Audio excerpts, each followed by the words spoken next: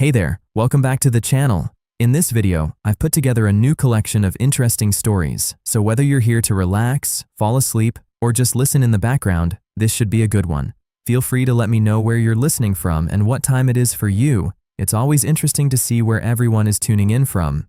Now, let's start with the first story. It is titled, At the company's meeting, my wife's father, the CEO, said coldly, "We're letting you go. Performance issues."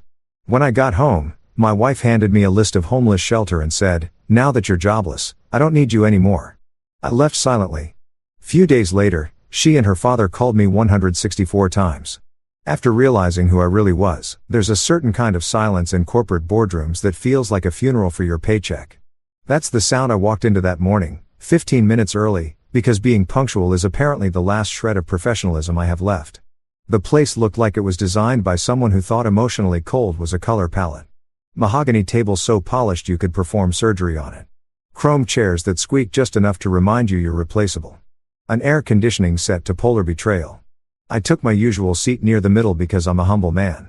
Humble enough to pretend I wasn't married to the CEO's daughter, and humble enough to keep showing up despite knowing every meeting felt like a trap dressed in a tie.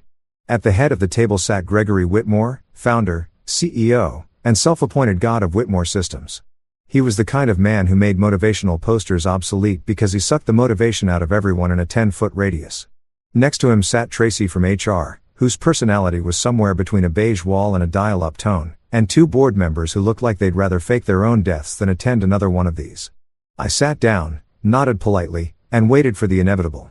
"Evan," Gregory started, his voice smoother than a tax audit. "Thank you for joining us." "Oh, it's my pleasure, Greg. I love being ambushed before breakfast." He shuffled some papers dramatically, probably for effect since men like him think rustling paper equals authority, and gave me a smile so forced it might have needed physical therapy afterward. "We've reviewed your department's performance," he continued. "And unfortunately, the results aren't meeting expectations. Now, for context, my department's results were responsible for saving this company from 3 cyber attacks, optimizing their system efficiency by 41% and boosting their annual report credibility enough to keep Gregory's yacht dreams alive. But sure, performance issues." I resisted the urge to laugh because HR was there and Tracy documents joy as a disciplinary concern. "Performance issues." I repeated, keeping my voice calm, though internally I was performing stand-up comedy in my head. "That's interesting considering last quarter's numbers beat projections by what was it? 1.5 miles." Gregory gave me that corporate smirk, the kind rich men practice in the mirror when they know they've already won. "This isn't personal, Evan. It's business." "Ah," the universal line people use right before they stab you with a smile. He slid an envelope toward me like it contained anthrax. "Your termination letter effective immediately." He even had the nerve to use my full name on the top line, Mr. Evan Rivers. Like he was addressing a defendant. "Security will escort you out after you clear your desk." Now, here's the thing about being married to your boss's daughter. You know when he's bluffing because the man's ego can't resist performing. He expected me to argue, to beg, to maybe gravel a little, maybe pull the "I'm your son-in-law" card. Instead, I smiled. Not the polite kind, the slow, unsettling one that makes people check if their wallets are still there. "No need," I said, standing up. "I remember the way out. It's right past the people I made rich." Tracy blinked. One of the board members coughed into his tie to hide a laugh. Gregory froze for a second, like someone had glitched his software. I took the letter, tucked it neatly into my briefcase like it was an invitation to my own liberation, and buttoned my jacket. As I headed for the door, I caught my reflection in the glass, calm, collected, but with that twitch of disbelief you get when you realize the people you helped climb the ladder are now kicking it away. Gregory said something as I reached for the handle.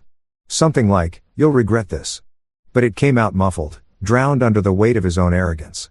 Walking out, the office looked different, like I'd been watching it under a filter, and someone finally turned it off. The interns avoided eye contact.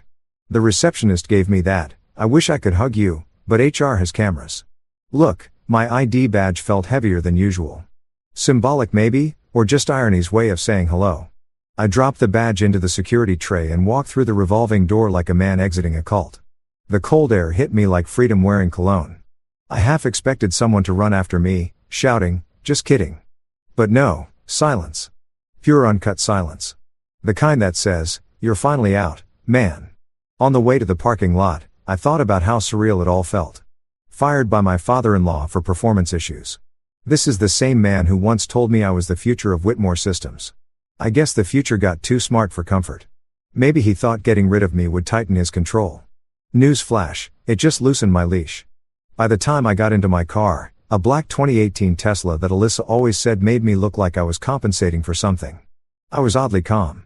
No screaming, no cursing, no dramatic soundtrack swelling in the background, just a quiet hum of realization. They thought they'd ended me, but they'd just signed a sequel. I drove out of the parking lot, past the building that had been both my paycheck and my prison. And as I waited at the red light, I saw Gregory's reflection in the mirrored lobby window, standing, arms folded, staring after me like a king watching a pawn escape the board. I gave a little wave, the kind that says, "You'll miss me when your servers crash," and pulled away. Traffic was light. The radio played some upbeat song that didn't match my mood. And for the first time in years, I didn't feel like I was on someone else's schedule. My phone buzzed twice. Alyssa. I didn't answer. I wasn't ready to explain to my wife that Daddy Dearest had just fired me. Knowing her, she'd probably asked if it meant she had to cancel her spa appointment. Halfway home, I stopped for coffee at this hole-in-the-wall diner where the waitress called everyone Han. And the coffee tasted like ambition and regret. I sat by the window, took a sip, and finally laughed. Not a bitter laugh, more like the kind that bubbles up when you realize the joke's on them. They thought they'd thrown me out. They'd actually set me free. Still, I replayed the meeting in my head. Every detail, every micro-expression, because I knew Gregory's type, men who confused control with competence. He'd built an empire on fear, on intimidation, on the idea that everyone was replaceable. Everyone except him. And that, my friend, is the Achilles heel of every self-made tyrant. They think they're invincible right up until the moment they trip over their own ego. I finished my coffee, left a tip big enough to make the waitress smile, and walked out with one clear thought. They had no idea who they just fired. They thought they'd taken my job, but they'd forgotten. I built the damn foundation they were standing on. Literally. As I got back into my car, the sun broke through the clouds in that dramatic movie way like the universe was throwing me a bone. I turned the ignition, grinned, and said to myself, "Congratulations, Evan. You just attended your own freedom party. Dress code fired. You expect sympathy. Maybe a shoulder squeeze or at least a 'we'll get through this' speech." What I got was my wife Alyssa sitting at the kitchen island in silk pajamas that probably cost more than my first car. Swirling wine like she was auditioning for a commercial called Divorce the Prequel. She barely looked up from her phone. "You're home early," she said in that tone people use when the pizza arrives before they're ready to tip. "Yeah," I said, setting my briefcase down. The company decided to go in a different direction. Apparently, that direction doesn't include me. Her head snapped up and I swear her eyes lit up like it was Christmas morning and she just unwrapped a new personality disorder. "Wait, you got fired?" she asked, leaning forward, smile creeping across her face like she'd been waiting for this exact headline. If love is patient and kind, whatever this was belonged in a horror movie. She reached into her designer tote, her emotional support purse, and slid a folded piece of paper across the marble countertop. It had that crisp, deliberate fold of something pre-planned. I unfolded it and found a list of homeless shelters. I blinked, looked at her, looked back at the list. Each shelter was neatly highlighted in pink with one circled and a note scribbled beside it. "Free Wi-Fi."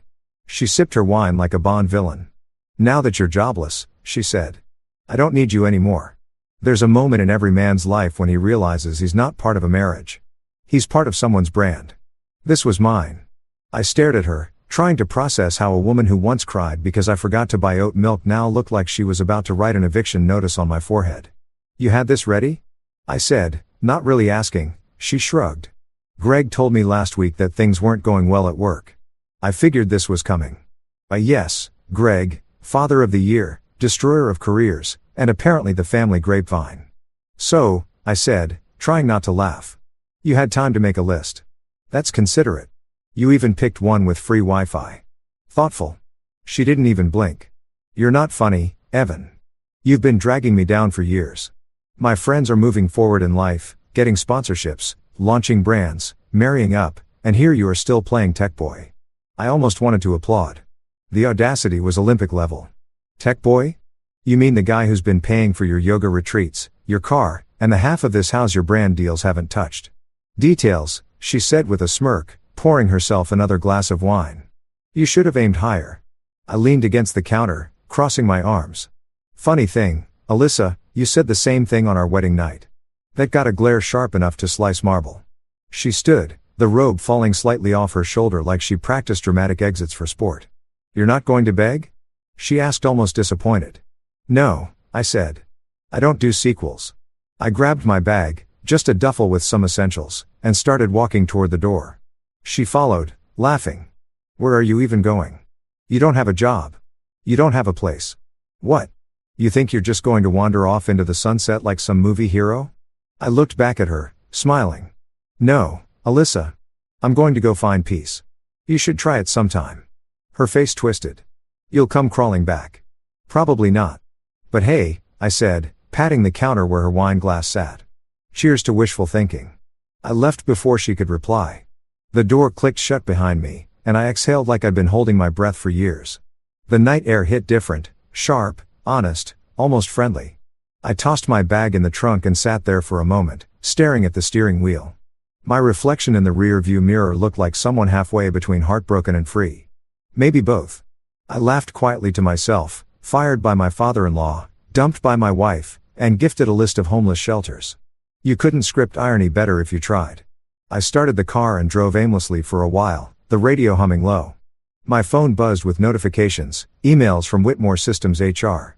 Exit procedure nonsense. The kind of digital paperwork that officially turns you into a ghost in their system. I ignored it. I was done being their punchline. I pulled into a 24-hour diner somewhere off the highway, the kind of place where the lights flicker like they're haunted and the menu hasn't been updated since Y2K. I ordered a black coffee and a slice of pie. I didn't really want because apparently that's what unemployed guys do when their lives implode. They develop a sudden appreciation for diner desserts. As I stirred the coffee, I thought about Alyssa's face when she handed me that brochure. She wasn't angry or hurt. She was pleased. Like firing me was her glow-up moment. The influencer wife finally free from her boring IT husband. The same woman who couldn't reset her Wi-Fi password without texting me in tears. I almost felt bad for her. Almost. The waitress came by refilling my cup. You okay, huh? You look like you just lost your job and your wife in the same day. I chuckled. You psychic or just observant? Observant, she said. Men who order pie at 10 p.m. usually got stories? Yeah, I said, smirking.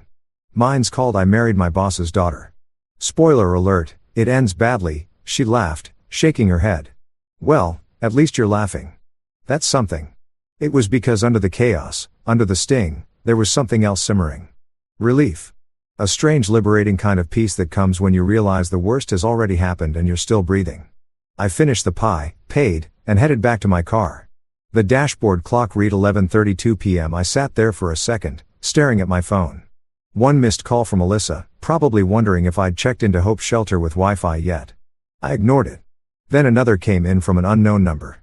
Mr. Rivers, this is Carl from Whitmore System Security.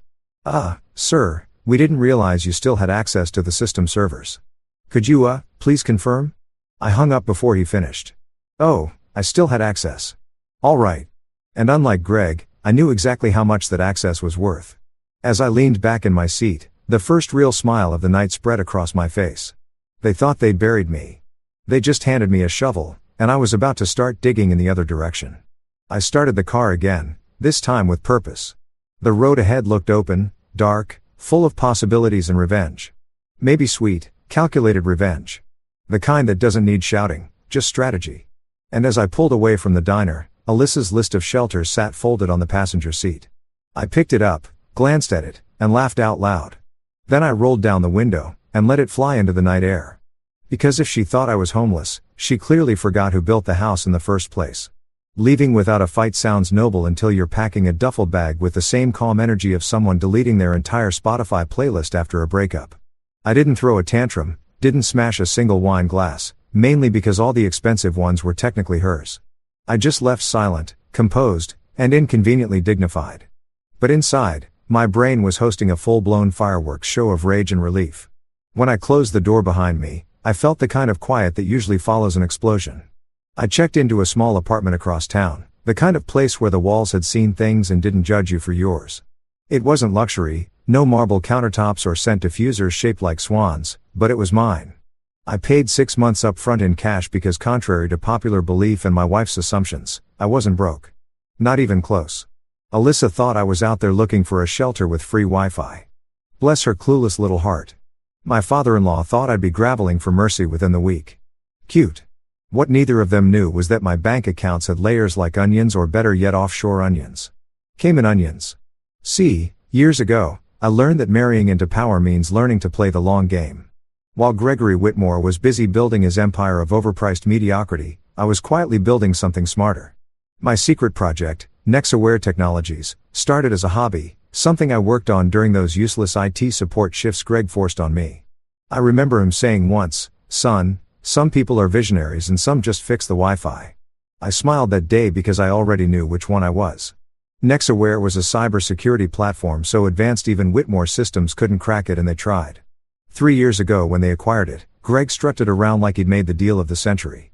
The acquisition documents were clean, the money wired, and the patent secured under a shell company name he didn't think twice about. E. Rivers Innovations. Guess what the E stands for? Greg Evan Rivers. Me. What no one realized was that I never sold the controlling license. I sold them access, temporary renewable access, tied to a separate holding company registered offshore. They thought they bought a product. What they really bought was a subscription with me as the admin. 12% ownership remained mine, hidden, legal, and quiet. It was like owning the land beneath someone's mansion and waiting for the day they forgot to pay rent. So technically, when Gregory fired me, he also fired his biggest silent investor. Poetic, isn't it? The man spent years reminding me that I was lucky to be family. Turns out he was the one living off my coat. I sat on the Warren couch in my new apartment that night, scrolling through the news on my laptop. Whitmore Systems had just posted a glowing press release, Strategic Leadership Realignment to Enhance Operational Efficiency. Translation: they fired the son-in-law and hoped the stock wouldn't notice. I chuckled and poured myself a drink from the mini bar. Cheap whiskey, but somehow it tasted like champagne. Then came the texts. Alyssa predictably first. "You really left?" I stared at the message for a good minute before replying. "Yep. Even packed the air you breathe." Then I muted her thread. Next, a message from an unknown number. "Mr. Rivers, this is Kevin from Accounts. Just a heads up, the Whitmore server renewal date is approaching. Are you handling the license renewal or should we contact NexAware directly?" I smiled. "Oh, Kevin. Sweet." Oblivious Kevin. I typed back, "Leave it with me." Because I already knew exactly what I was going to do. The next morning, I woke up at 5:30, not out of discipline, but habit. Years of early meetings had programmed me like a lab rat. I made coffee, opened my laptop and started running diagnostics on the NexAware backend. Watching those systems hum in real time, knowing every alert, every password, every key file belonged to me was better than therapy. Whitmore Systems' entire security infrastructure ran on my software, their contracts, their client databases, their internal communications, all of it. I ran a test lockdown just for fun. For 20 glorious seconds, Whitmore Systems' firewall went dark. Then I restored it like a god playing peekaboo. That's when it hit me. Silence is louder when it's planned. I decided then and there I wouldn't rant, wouldn't confront, wouldn't seek revenge with fireworks. No, my revenge would sound like a slow tightening valve. The kind that leaves them gasping before they even realize who's holding the handle. By noon, I'd set up a new LLC under another alias. Rivers Consulting Group. The name sounded boring enough to avoid suspicion, but important enough to get taken seriously. I opened new accounts, restructured my remaining assets, and funneled the NexAware ownership into a trust. Not the kind of trust you name your kids in. This one had clauses that would make Wall Street lawyers weep. If anything happened to me, the controlling rights reverted to my mother's foundation. Not Alyssa, not Gregory, not anyone with the last name Whitmore. At 2 p.m. I got a call from Marcus, my oldest friend and the only person who knew half of my plan. "Heard the news," he said. "You alive or plotting a Netflix special?" "Both," I replied, sipping my coffee. Marcus laughed. "So, what's next? You going to torch their servers or meditate your way to forgiveness?" "Neither," I said. "I'm going quiet." "Quiet?" He repeated skeptical. "You don't do quiet." "Exactly," I said. "That's why it'll work." That night, as I walked down the street toward a corner store to grab dinner because apparently revenge planning burns calories, I passed a billboard for Whitmore Systems' new ad campaign. Innovation built on integrity. I laughed so hard a stranger looked concerned. If only they knew the foundation of that slogan was currently sitting in my laptop, sipping whiskey, and reprogramming destiny. I got back to the apartment, microwaved some instant noodles, and watched the city lights flicker outside the window. Somewhere across town, Alyssa was probably live streaming her heartbreak for sympathy points. Gregory was probably polishing his whiskey decanter, believing he'd cut out the weak link. Meanwhile, I was sitting in my tiny apartment, grinning like a man who just realized he owned the chessboard. There's a power in walking away without slamming doors. People mistake your silence for defeat, but really it's you taking notes. Every insult, every dismissal, every smug smirk, they all become data points in a blueprint for payback. And trust me, mine was already in version 2.0. Before going to bed, I checked one last thing, the NextAware renewal contract. Expiration 7 days. 7 days before Whitmore Systems would realize just how much of their kingdom rested on borrowed ground. I closed my laptop, turned off the light, and laid back on the couch, smiling into the darkness. They thought I'd walked away empty-handed. But here's the truth. When you're the architect of the system, even the wreckage belongs to you. 3 years before that boardroom firing squad, before Alyssa perfected her, I married down routine. And before I learned that silence could ruin empires, I was just the tech guy in a corner cubicle of Whitmore Systems. Gregory Whitmore, my beloved father-in-law and part-time Bond villain, had generously offered me a starting position. Translation: know your place, marry the daughter, and maybe if you kiss enough corporate rings, you'll be allowed to fetch coffee at executive meetings.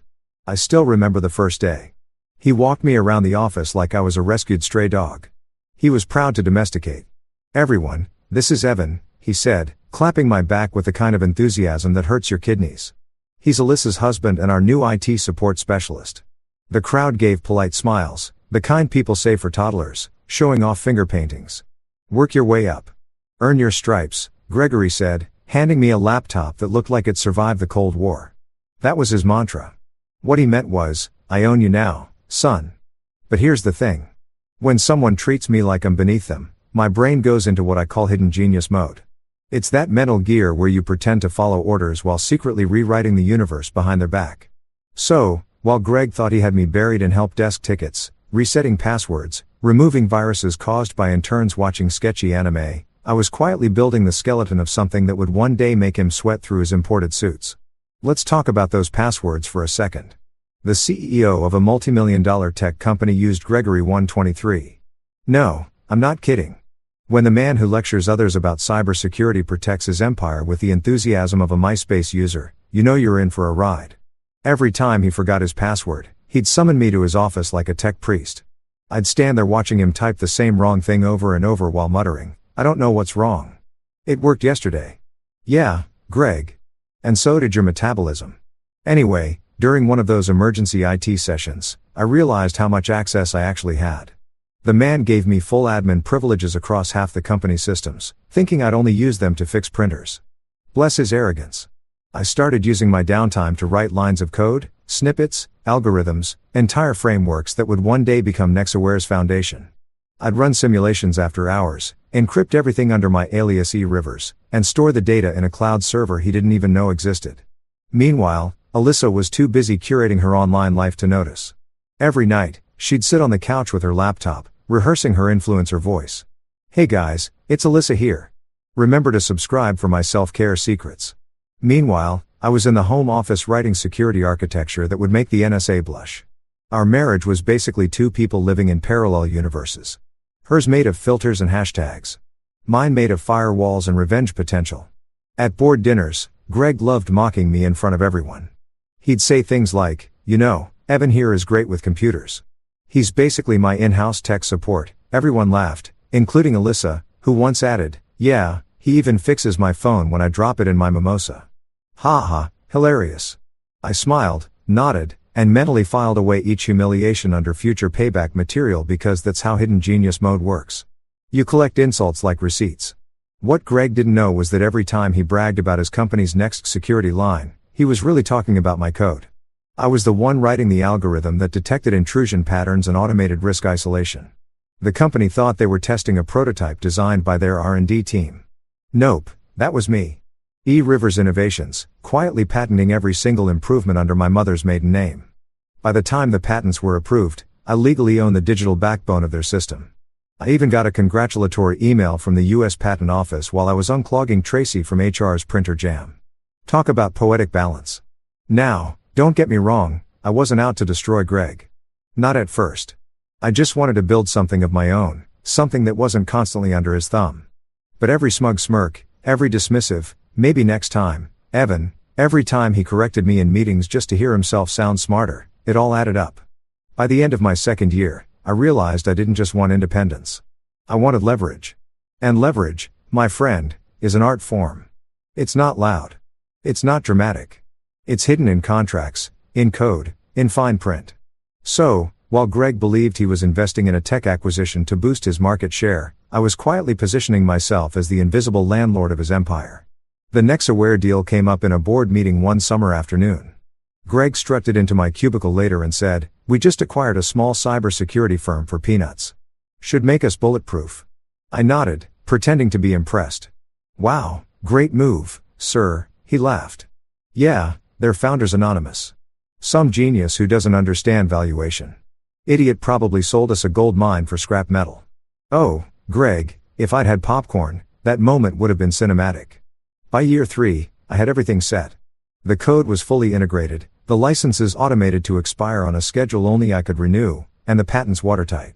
I was a ghost in his system, a line of code he'd never see coming. But I still showed up every day like a model employee. Fixed printers, updated firmware, smiled during meetings while he bragged about his software saving the company millions. I even clapped during his presentations. That's how you hide a revolution. You act like a fan. The final straw came one Friday evening. Greg was hosting his annual corporate gala complete with a live band and enough champagne to drown a horse. I was at the buffet table enjoying my only payment-free food when he approached with a martini in hand. "You know, Evan," he said loudly, "if you ever get tired of tech support, maybe we'll find you something in the mailroom." Everyone around him laughed. Alyssa joined in, hand on his arm, eyes gleaming. I smiled and said, "Sure thing, sir. Maybe someday I'll run this place from the basement." He chuckled over my dead body. Funny how life foreshadows itself. That night, I went home, opened my laptop, and looked at the digital fortress I'd built. Every line of code, every algorithm, every hidden control, all waiting. I didn't press the red button, of course. Not yet. But I saved the file under a new name, insurance policy. From then on, every condescending look Greg threw my way felt lighter. Every dismissive remark from Alyssa rolled right off because deep down I knew something they didn't. They'd built their world on the foundation of my genius. And one day they'd learn that foundations have expiration dates. So yeah, Greg built a company. But me, I built the back door. When you've spent years being underestimated, revenge doesn't arrive like thunder. It arrives like an email notification. Quiet, polite, devastating. The day after my silent relocation, I woke up to sunlight bouncing off my laptop and the sweet aroma of justice brewing in my coffee maker. My plan was simple. Cut the oxygen supply. Not metaphorically, financially, emotionally, digitally. I've been married into the Whitmore dynasty long enough to know where every artery was, and more importantly, which ones they didn't even know existed. Step 1, joint credit cards. Those lovely little rectangles that funded Alyssa's influencer lifestyle. Frozen one click and her Starbucks points were officially on life support. I imagined her face at some designer boutique card declined, voice quivering as she said, "That's impossible. I'm married to a Whitmore." "No, sweetie. You were married to a Rivers and he's done financing your delusion." Step 2, the private family trust account. Gregory always bragged about how bulletproof his family assets were. Bulletproof, sure, but not event-proof. The trust had a small maintenance clause tied to an old Nexaware subroutine, something no one ever noticed because it sounded like tech gibberish. The clause said that if the company's main server failed to validate the software license, the trust account's automated investment feed would pause. So, I paused it. Not enough to alert the bank, just enough to make Gregory's precious balance sheets twitch. Step 3, the masterpiece. Whitmore Systems Core Security Framework License. My license renewal date today. Their IT team probably thought it was a routine auto-renewal. Wrong. I declined it. Just click no, that's all. One single click and the company's firewall started coughing like a 90-year-old smoker. I leaned back in my chair, sipping my coffee, watching the digital chaos unfold through my private dashboard. Within an hour, I could see the internal pings escalating. System error detected. Client access unavailable. Network performance unstable. A music Gregory's company was glitching harder than a reality show reunion. By day 2, I got a text from Marcus. "Dude, you're on fire. Literally every tech forum is roasting Whitmore Systems. I chuckled and replied, "Oh, must be a sunspot problem." By day 3, Gregory's secretary accidentally called me by mistake. Right. Her tone had that mix of panic and politeness usually reserved for people talking to kidnappers. "Mr. Rivers. Hi. Hi. I think there's been a misunderstanding. Some of our systems are experiencing downtime, and Mr. Whitmore was wondering if you could take a look." "Oh, sure," I said cheerfully. "Just have him submit a support ticket through the employee portal." She hesitated. That portal seems to be down, too." I smiled into the phone. "Well, that's inconvenient." By day 5, I woke up to 164 missed calls, most from numbers I recognized. A few from Gregory's lawyer, one from Alyssa, which I ignored because peace and stupidity don't mix. The news headlines were starting to catch wind of the unexplained disruptions at Whitmore Systems. Stock dropped 7%. I made pancakes. Later that day, I went grocery shopping. I was halfway down the cereal aisle when a familiar voice called out, "Evan." It was Brent, one of the junior developers from Whitmore. The kid looked frazzled, like someone who hadn't slept since dial-up. "Man, it's chaos in there," he said, grabbing his head. "Everything's failing. The backup servers are looping and Greg's in full meltdown mode. Rumor is they're calling in an external consultant." "Oh," I said casually, tossing a box of Frosted Flakes into my basket. "Hope they find someone qualified," he laughed nervously. "You always said they didn't pay attention to infrastructure risks." "Guess you were right." "Guess so," I said, smiling. "Take care, Brent. And hydrate."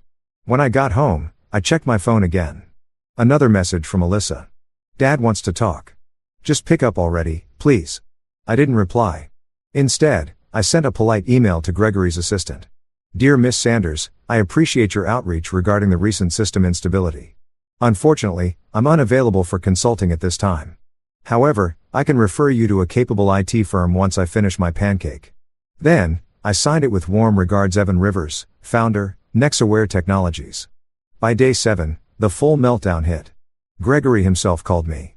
I almost didn't pick up, but the temptation was too good. "Evan," he said, his voice. "We need to talk." "I thought you fired me, Greg," I said calmly. "Corporate restructure, remember? That was a mistake," he admitted. "Look, the system failures. These aren't normal. We're bleeding contracts. I know you had access. Maybe there's something you can do to help." There it was. The crack in the king's crown. "Sure, I could help," I said, keeping my tone even. "But that would mean revisiting my role and my compensation and my respect, which last I checked was terminated without notice." He exhaled that deep sigh of a man who finally realizes his empire's built on sand. "Evan, name your price." I pretended to think. "I'll get back to you." Then I hung up and laughed so hard I nearly dropped my coffee. It wasn't about the money. Not anymore. It was about making him feel the helplessness he dished out so casually all those years. That night, Marcus came over with beers. "So, you're officially a cyber ghost haunting your ex-boss's servers," he said. "How's that feel?" "Peaceful," I replied, clinking bottles like a digital spa day. We sat on the balcony overlooking the city. He whistled. "You ever going to tell him the full truth that you own the system?" "Eventually," I said. "Right now, I'm enjoying the foreplay." He laughed. "You're insane." "Maybe," I said, "but at least I'm interesting." By midnight, Whitmore Systems' official website had crashed. Their social media page posted an apology so vague it could have been written by a magic 8-ball. I watched it all unfold, not with glee. Exactly. More like satisfaction. Years of swallowing insults, of smiling through disrespect, of fixing problems I didn't cause. It all led to this symphony of digital karma. Somewhere in their glass tower, Gregory was probably pacing, yelling at everyone but himself, wondering how his incompetent son-in-law could have possibly left such a hole. And Alyssa, she was likely posting a cryptic quote on Instagram like, "Sometimes endings are new beginnings. Crescent moon sparkles #healing #self-love. Cute. What they didn't realize was that my silence wasn't weakness. It was preparation. Every smile I gave, every "yes, sir," I uttered. Every late night of uncredited work, it all built the stage for this. Revenge isn't rage, it's patience in a suit. So yeah, the company was spiraling. The Whitmore were sweating. And me, I was in my little apartment making pancakes and planning my next move because phase 1 was over. Phase 2, the return, was about to begin. And trust me, when I walk back into that boardroom, it won't be as an employee. It'll be as the man they never saw coming. There are moments in life that feel cinematic, even without the background music. And walking back into Whitmore Systems was one of them. 3 weeks after Greg's performance issues stunt, I stood outside the same glass doors I'd been escorted through like an unwanted Amazon return. Only this time, I wasn't coming as the IT guy or the obedient son-in-law. I was walking in as the man holding 70% of their digital oxygen supply. The building looked the same, sleek, sterile, humming with self-importance, but it smelled different. Panic has a scent, and this place reeked of it. The receptionist, bless her, froze when she saw me. "Mr. Rivers," she said as if saying my name might trigger an alarm. "Do you have an appointment?" I smiled. "No, but your CEO does." She blinked twice, probably calculating whether letting me in counted as career suicide. "I'll notify Mr. Whitmore." "Do that," I said, "and tell him it's urgent from his biggest investor." That line worked faster than caffeine. Within minutes, Greg's assistant appeared, visibly sweating. "Mr. Rivers, right this way." She tried to sound composed, but her voice had that quiver you hear right before someone's annual review. The elevator ride up was quiet, except for the faint ping of emails flooding her phone. When the doors opened, I was greeted by chaos wrapped in business casual. The boardroom was packed. Gregory pacing like a caged lion. Board members whispering.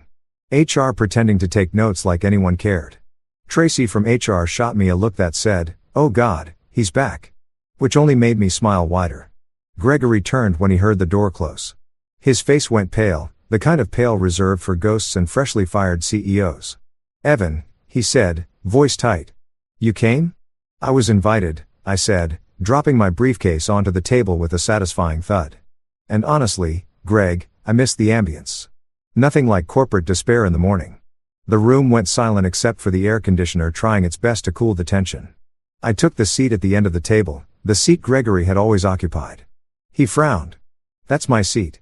I leaned back, crossing one leg over the other. "Not today." For a few seconds, no one moved. The board members shifted uncomfortably, unsure who technically outranked who at this point. I opened my folder, neatly printed financials, legal notices, and one thick envelope labeled license agreement. Nexaware Technologies. "Let's make this simple." I said 70% of your company's infrastructure runs on software owned by Nexaware Technologies. As of last week, that license expired, which means legally every major client contract tied to that software is in breach. Tracy blinked, her pen hovering uselessly over her notepad. One of the board members, a tall guy named Richard, who always smelled like expensive regret, cleared his throat. "You mean to say the company doesn't own its primary framework?" I smiled. "Oh, they thought they did. They paid for access, not ownership.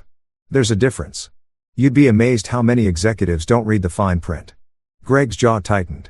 "You deceived us." "No," I said. "I did my job.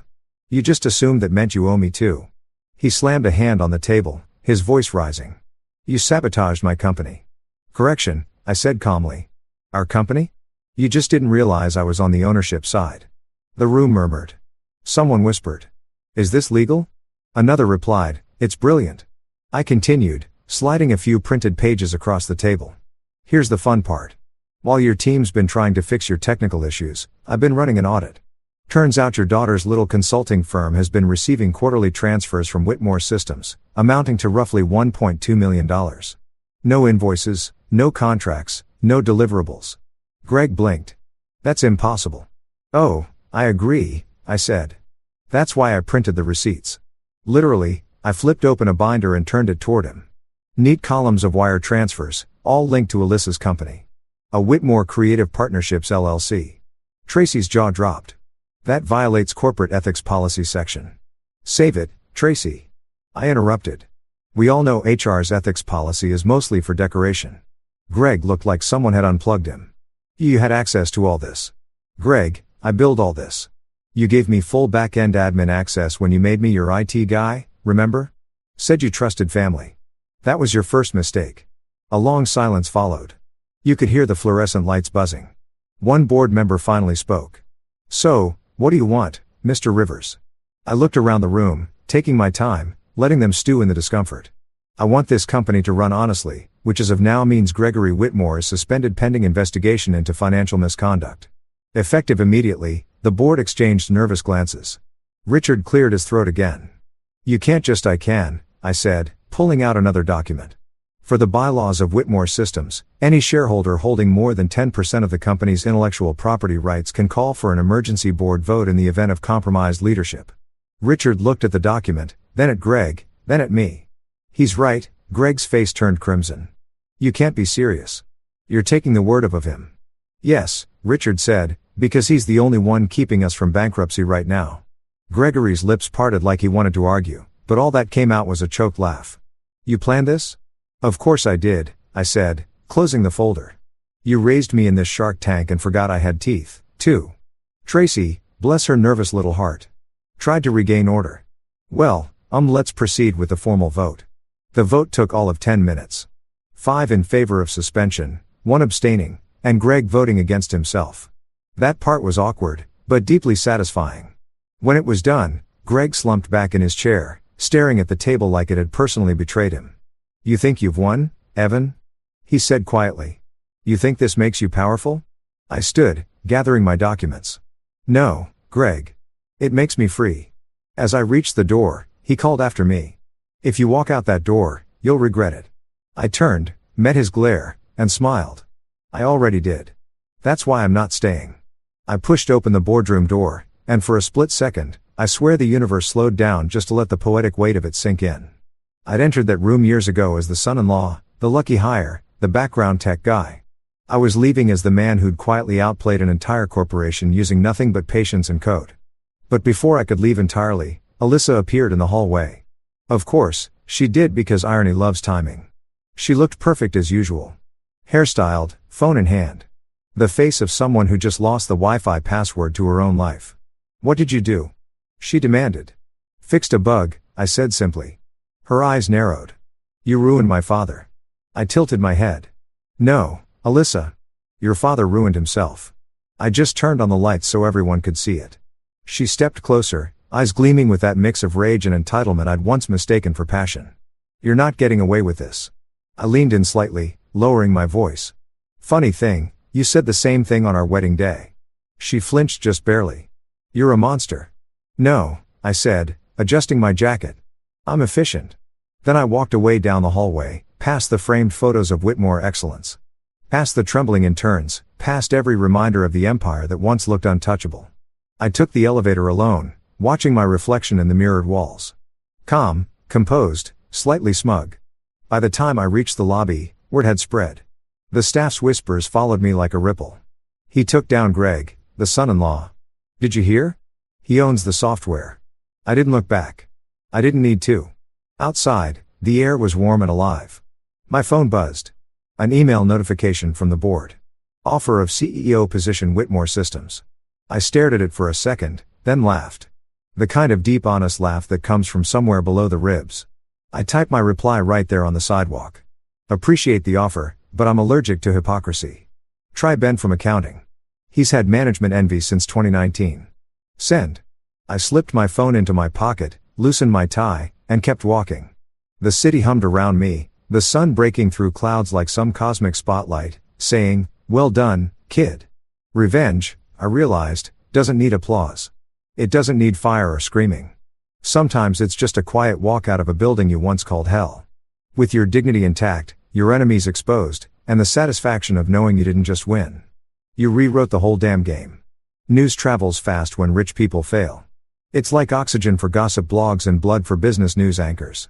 The morning after my little boardroom intervention, Whitmore Systems made the front page of every financial paper. Whitmore Systems under investigation for fraud and misconduct. The subheading was my favorite. Insiders claim whistleblower acted within rights as silent shareholder. Whistleblower. That's cute.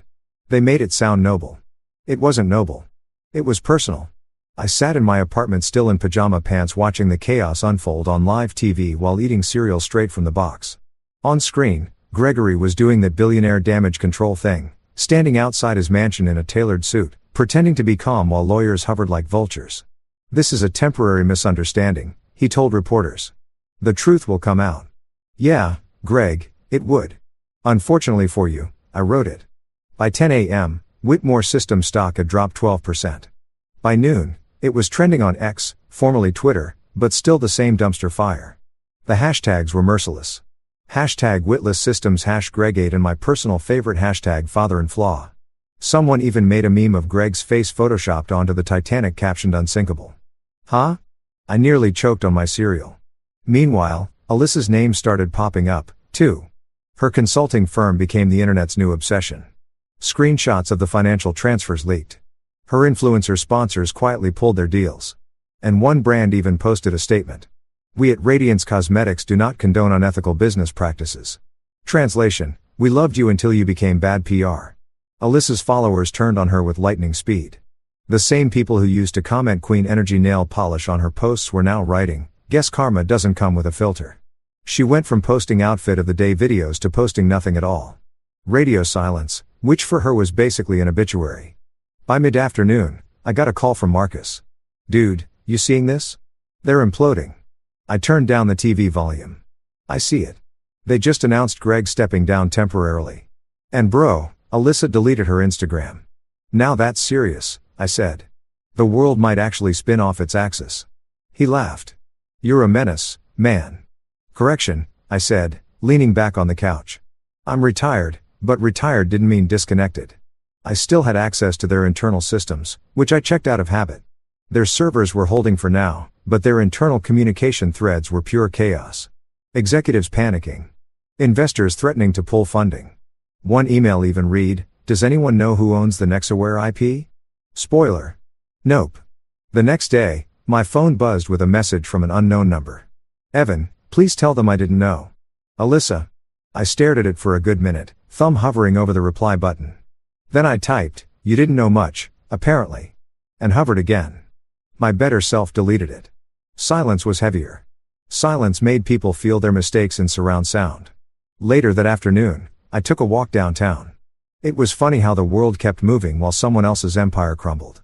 People ordering coffee, walking dogs, honking at traffic lights, completely unaware that somewhere a man who once called me a charity hire was watching his empire burn.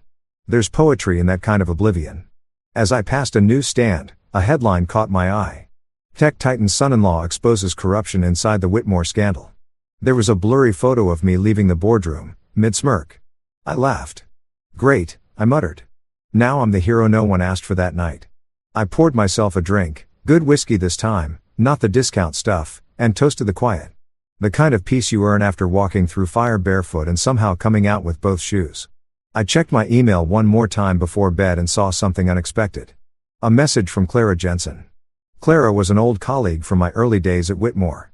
One of the few people who treated me like a human instead of Greg's charity project. The subject line read, couldn't resist. The email said, just wanted to say I saw what you did. You turned corporate betrayal into a TED Talk. Drink soon. You deserve something better than instant noodles and revenge. I smiled. Clara always had a way with words. The following week, the investigation went public. Turns out the Securities and Exchange Commission doesn't appreciate creative accounting. The Whitmore's private auditors found discrepancies. Translation, they got caught cooking the books. Greg's offshore assets were frozen faster than last year's turkey, and he was forced to step back indefinitely. Alyssa's mother, Meline, the walking Botox sculpture, fled to Arizona for spiritual detox, which is rich considering that woman's soul has probably been on airplane mode since 1987. As for Alyssa, she tried rebranding. She posted one last video, teary-eyed, voice trembling, playing the victim like it was Broadway. I didn't know what my father was doing, she said. And I never wanted to hurt anyone. The comment section was brutal. Girl, you knew. You were cashing the checks. We prefer our influencers with ethics, not offshore accounts. Her video went viral for all the wrong reasons. Within days, her management dropped her and her name became a punchline on late-night shows. Jimmy Fallon even said, if you think your family dinners are awkward, imagine being a Whitmore. Meanwhile, I started quietly rebuilding my life. Clara and I grabbed the drink she promised. A rooftop bar overlooking the city. She raised her glass. To poetic justice, she said, to poetic coding, I replied. She grinned. You know, you could easily take over Whitmore Systems now. I shook my head. Nah, I'm done babysitting billionaires. I'd rather build something new. And I did. Within a month, I poured a portion of my settlement money into something I called the Thomas Rivers Initiative, named after my late mother. It was a scholarship program for young programmers from low-income backgrounds. Kids who reminded me of myself before I learned to smile through boardroom humiliation. We launched with a small press release. Nothing flashy, but the applications flooded in. Turns out when you stop trying to impress the world that burned you, it starts looking at you differently. One afternoon while reviewing applications, I got another call from an unknown number again. Against my better judgment, I answered. Evan, it was Alyssa. Her voice was raw, unfiltered. Ah, I said, the internet's favorite cautionary tale. She ignored the jab. I just wanted to say, I never thought you'd actually do it. Do what? Stand up for myself. I didn't mean it like that, she said quietly. Dad's destroyed. Mom's gone. And me? I can't even walk into a coffee shop without someone whispering. Sounds like karma's got good aim. Silence. Then she said, are you happy? I hesitated. Yeah, happier than I've been in a long time. You're enjoying this? She accused, voice cracking. Not really, I said. Enjoyment implies it was fun. This was necessary. She sniffed like she wanted to say something else, but instead she whispered, goodbye, Evan. Goodbye, Alyssa. I hung up and sat there for a long time, staring out the window. The city lights blinked back like a Morse code message. I didn't need to decode. I wasn't angry anymore. I wasn't vindictive. I was just done. The world eventually moved on. The Whitmore scandal became old news, replaced by newer disasters and fresher memes. Greg's name still popped up occasionally in lawsuits, in think pieces about corporate accountability, and once in a charity gala brochure that hilariously listed him as former visionary. Alyssa resurfaced months later in a small town running a yoga studio called Renewal. I almost respected it almost. As for me, I kept building. Nexaware thrived, rebranded under my own name this time. No secrecy, no aliases. I even started mentoring young engineers, teaching them not just how to code, but how to read contracts, protect their ideas, and never let anyone treat them like disposable labor. One evening, Clara stopped by my office with takeout. You ever think about forgiving them? She asked between bites of noodles. I thought for a long second. Forgiveness is overrated, I said. Peace is better. She smiled. You really turned your pain into profit, I laughed. I call it emotional capitalism. Weeks later, I found myself back near the Whitmore building. The company had changed its name. Whitmore Systems was now Nexus Global because apparently slapping new on old sins makes investors feel better. I stood across the street watching employees come and go. Nobody recognized me. Good. I wasn't there to gloat. I was there to make sure the past really was behind me. The last time I'd walked out of that place, I was angry. This time, I just felt calm. There's something deeply satisfying about knowing you could destroy someone again, but choosing not to. That's real power. The kind that doesn't scream or demand attention. It just exists. As I turned to leave, my phone buzzed. An alert from one of the scholarship recipients. A kid named Malik had just landed an internship at a major cybersecurity firm. His message was simple. Mr. Rivers, thank you for believing in me. One day, I'll build something that changes everything. I smiled. Maybe he would. Maybe that's what all of this was for. Not revenge, not ego, but legacy. Because sometimes the fall of one empire is just the beginning of another. And this time, the foundation was clean. They say success is the best revenge, but I prefer to think of it as clarity with a payroll. When you've been through humiliation, betrayal, and a corporate soap opera that could win an Emmy. Rebuilding isn't just about bouncing back. It's about redesigning the entire blueprint. After the Whitmore fallout, I could have retired. I had more money than I'd ever need. A library of incriminating emails and front row seats to watch my enemies' Google reputations rot. But I wasn't interested in Nexaware relaunches under original founder Evan Rivers to provide next-gen cybersecurity with integrity. The word integrity wasn't just PR. It was a punchline aimed directly at Greg's ghost. 2 days later, my inbox exploded. Former Whitmore employees, good ones, the real brains, started reaching out. Hey, Evan, heard what happened? Any openings? It was poetic justice watching Greg's old talent crawl out from under his crumbling kingdom, looking for leadership that didn't come with a side of condescension. I hired 6 of them immediately. We weren't just a company. We were the Survivors Club. Then there was Clara. She officially joined as COO, though we both knew titles didn't matter between us.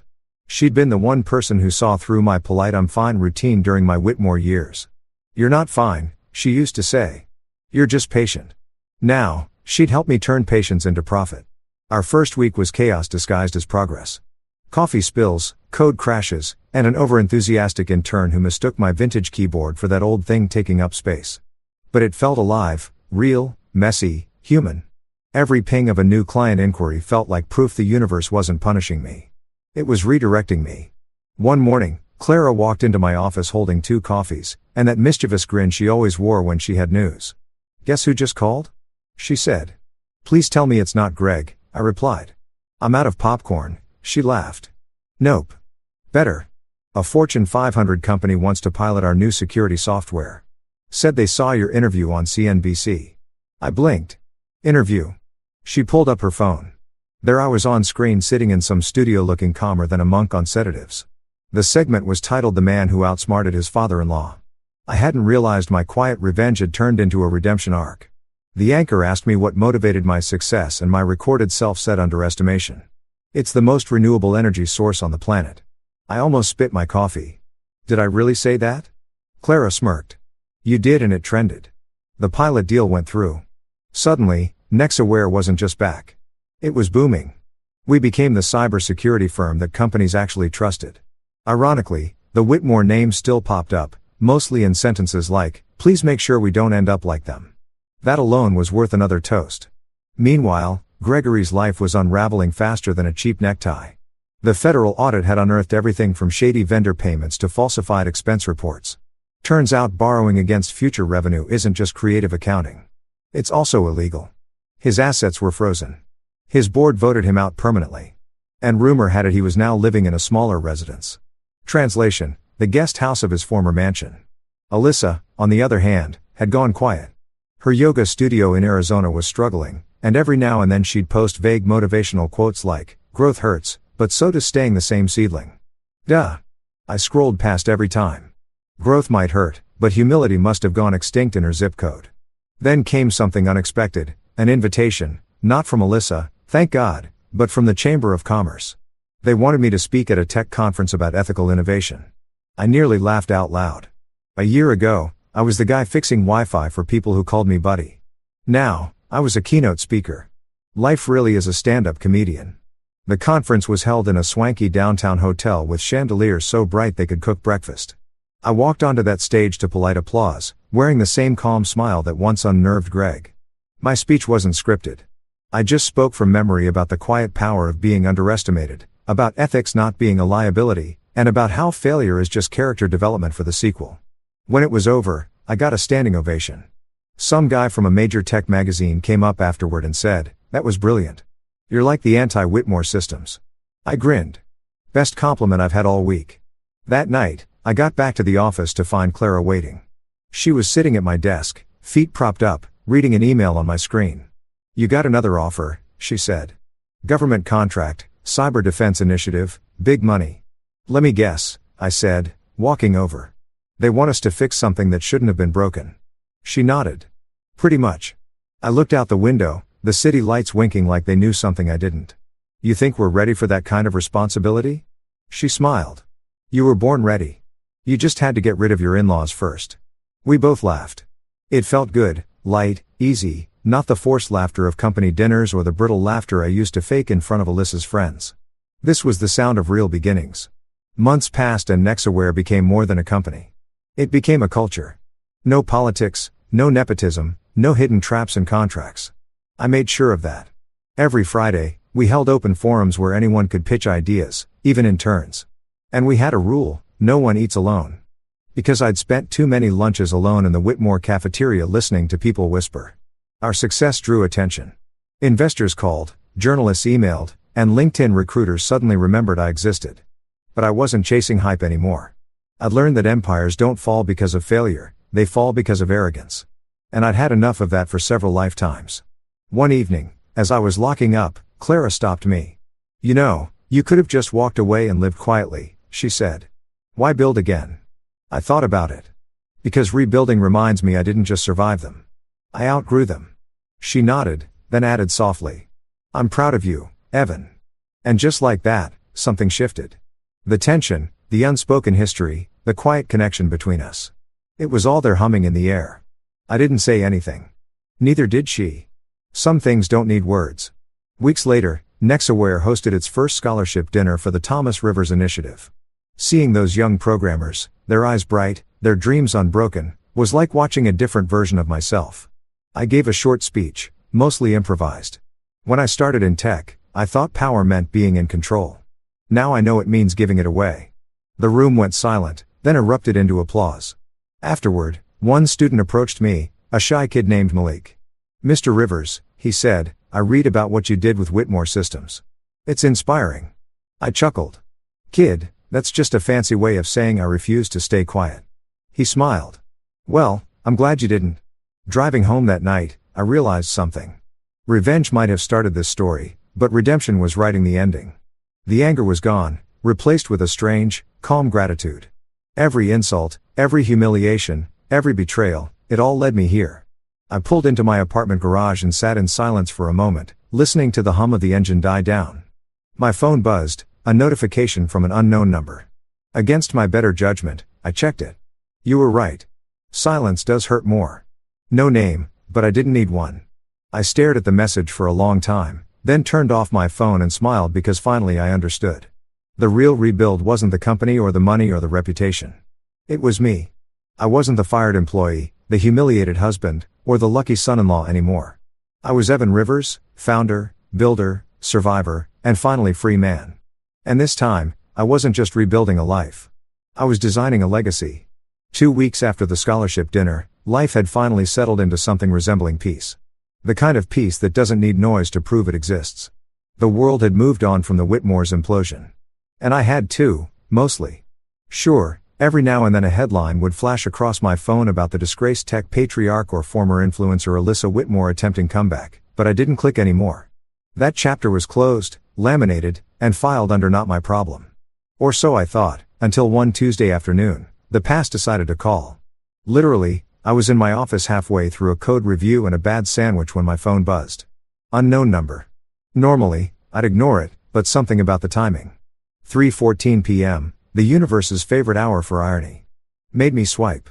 I didn't answer, though. I let it go to voicemail. Old habits die stylishly. A few minutes later, I saw the notification. One new voicemail. I hit play, not expecting much. Probably a spam call about my car's extended warranty. What I heard instead froze me mid-bite. "Evan, it's me, Alyssa." For a moment, I just stared at the phone like it had betrayed me. Her voice was softer, slower, missing that trademark smugness that used to fill every room she walked into. "I know you don't want to hear from me," she continued, her tone brittle around the edges. "You probably shouldn't. I just needed to say something. You never shouted, Evan. You never fought back. You just left. That silence, it's worse than anger. You were the real one, and I see that now." She paused, then audibly exhaling. "I don't expect forgiveness. I just wanted you to know. I get it now. You didn't leave to hurt me. You left because you finally respected yourself more than I did." Click. End of message. For a solid 30 seconds, I sat there motionless. My sandwich had fallen apart on the desk. My coffee had gone cold. And the only thing moving was the replay button because, of course, I hit it again. I don't know why. Maybe I wanted to hear if she meant it. Maybe I wanted to catch the faintest trace of regret hiding behind her words. Or maybe I just wanted to confirm that karma really had a voice. "You never shouted. You never fought back." That line hit harder than it should have. Because she was right. I hadn't. When everything collapsed, when her father fired me. When she handed me that brochure for homeless shelters. I didn't yell. I didn't beg. I just walked away. And silence, it turns out, echoes longer than screaming ever could. After the second replay, I laughed, not bitterly, just the kind of laugh that slips out when life circles back with perfect irony. The woman who once accused me of being too calm was now haunted by that calmness. Poetic doesn't even cover it. Clara poked her head into the office. "You good?" she asked, eyeing the untouched sandwich and the expression on my face. "Define good?" I said, leaning back in my chair. She frowned. "You look like someone who just read an obituary for an axe." "Close." I said, "I just listened to one." She arched a brow. "Alyssa." "Yeah. She called you." Voicemail. No tears, no theatrics. Just a neatly packaged apology with guilt sprinkles on top. Clara stepped in, crossing her arms. "And how do you feel about that?" I shrugged. Somewhere between indifferent and oddly amused. Like watching a car you used to own finally get towed. She smirked. "That's disturbingly specific." "Yeah, well, closure is a weird thing. You wait for it for years, then it arrives uninvited during lunch hour. Clara studied me for a moment. "You're not going to respond, are you?" "No," I said. "I think silence deserves to finish what it started." She nodded slowly, approving. "Good. Because if you do, I'm confiscating your phone." "Understood, ma'am." She laughed, gave my shoulder a quick pat, and left me to my thoughts. I hit play one last time, not for her words, but for the closure buried between them. "You were the real one, Evan." That line lingered long after the message ended. I couldn't tell if she said it for me or for herself. Maybe both. That night, I didn't delete the voicemail. I just archived it like a relic, a digital tombstone for a version of me that used to need her validation. Then, because irony is my love language, I poured myself a drink, queued up a playlist titled Peace After Petty, and sat on my balcony, watching the city flicker below. The next morning, I got to the office early. Something about that voicemail had me wired in a strange productive way. I dove into work, tweaking a new Nexaware feature that used AI to predict cyber threats before they even hit. We called it the firewall that thinks ahead, kind of like me, really. Around noon, Clara popped her head in again. "You're in early. Did you finally find your purpose or did insomnia win again?" "Both," I said. "Apparently, heartbreak makes good caffeine." She laughed. "So, what's next for the great Evan Rivers? You've conquered your demons, rebuilt your empire, made half the tech world jealous, and got a voicemail apology. What's left?" I thought for a moment. "Peace. Maybe some quiet success.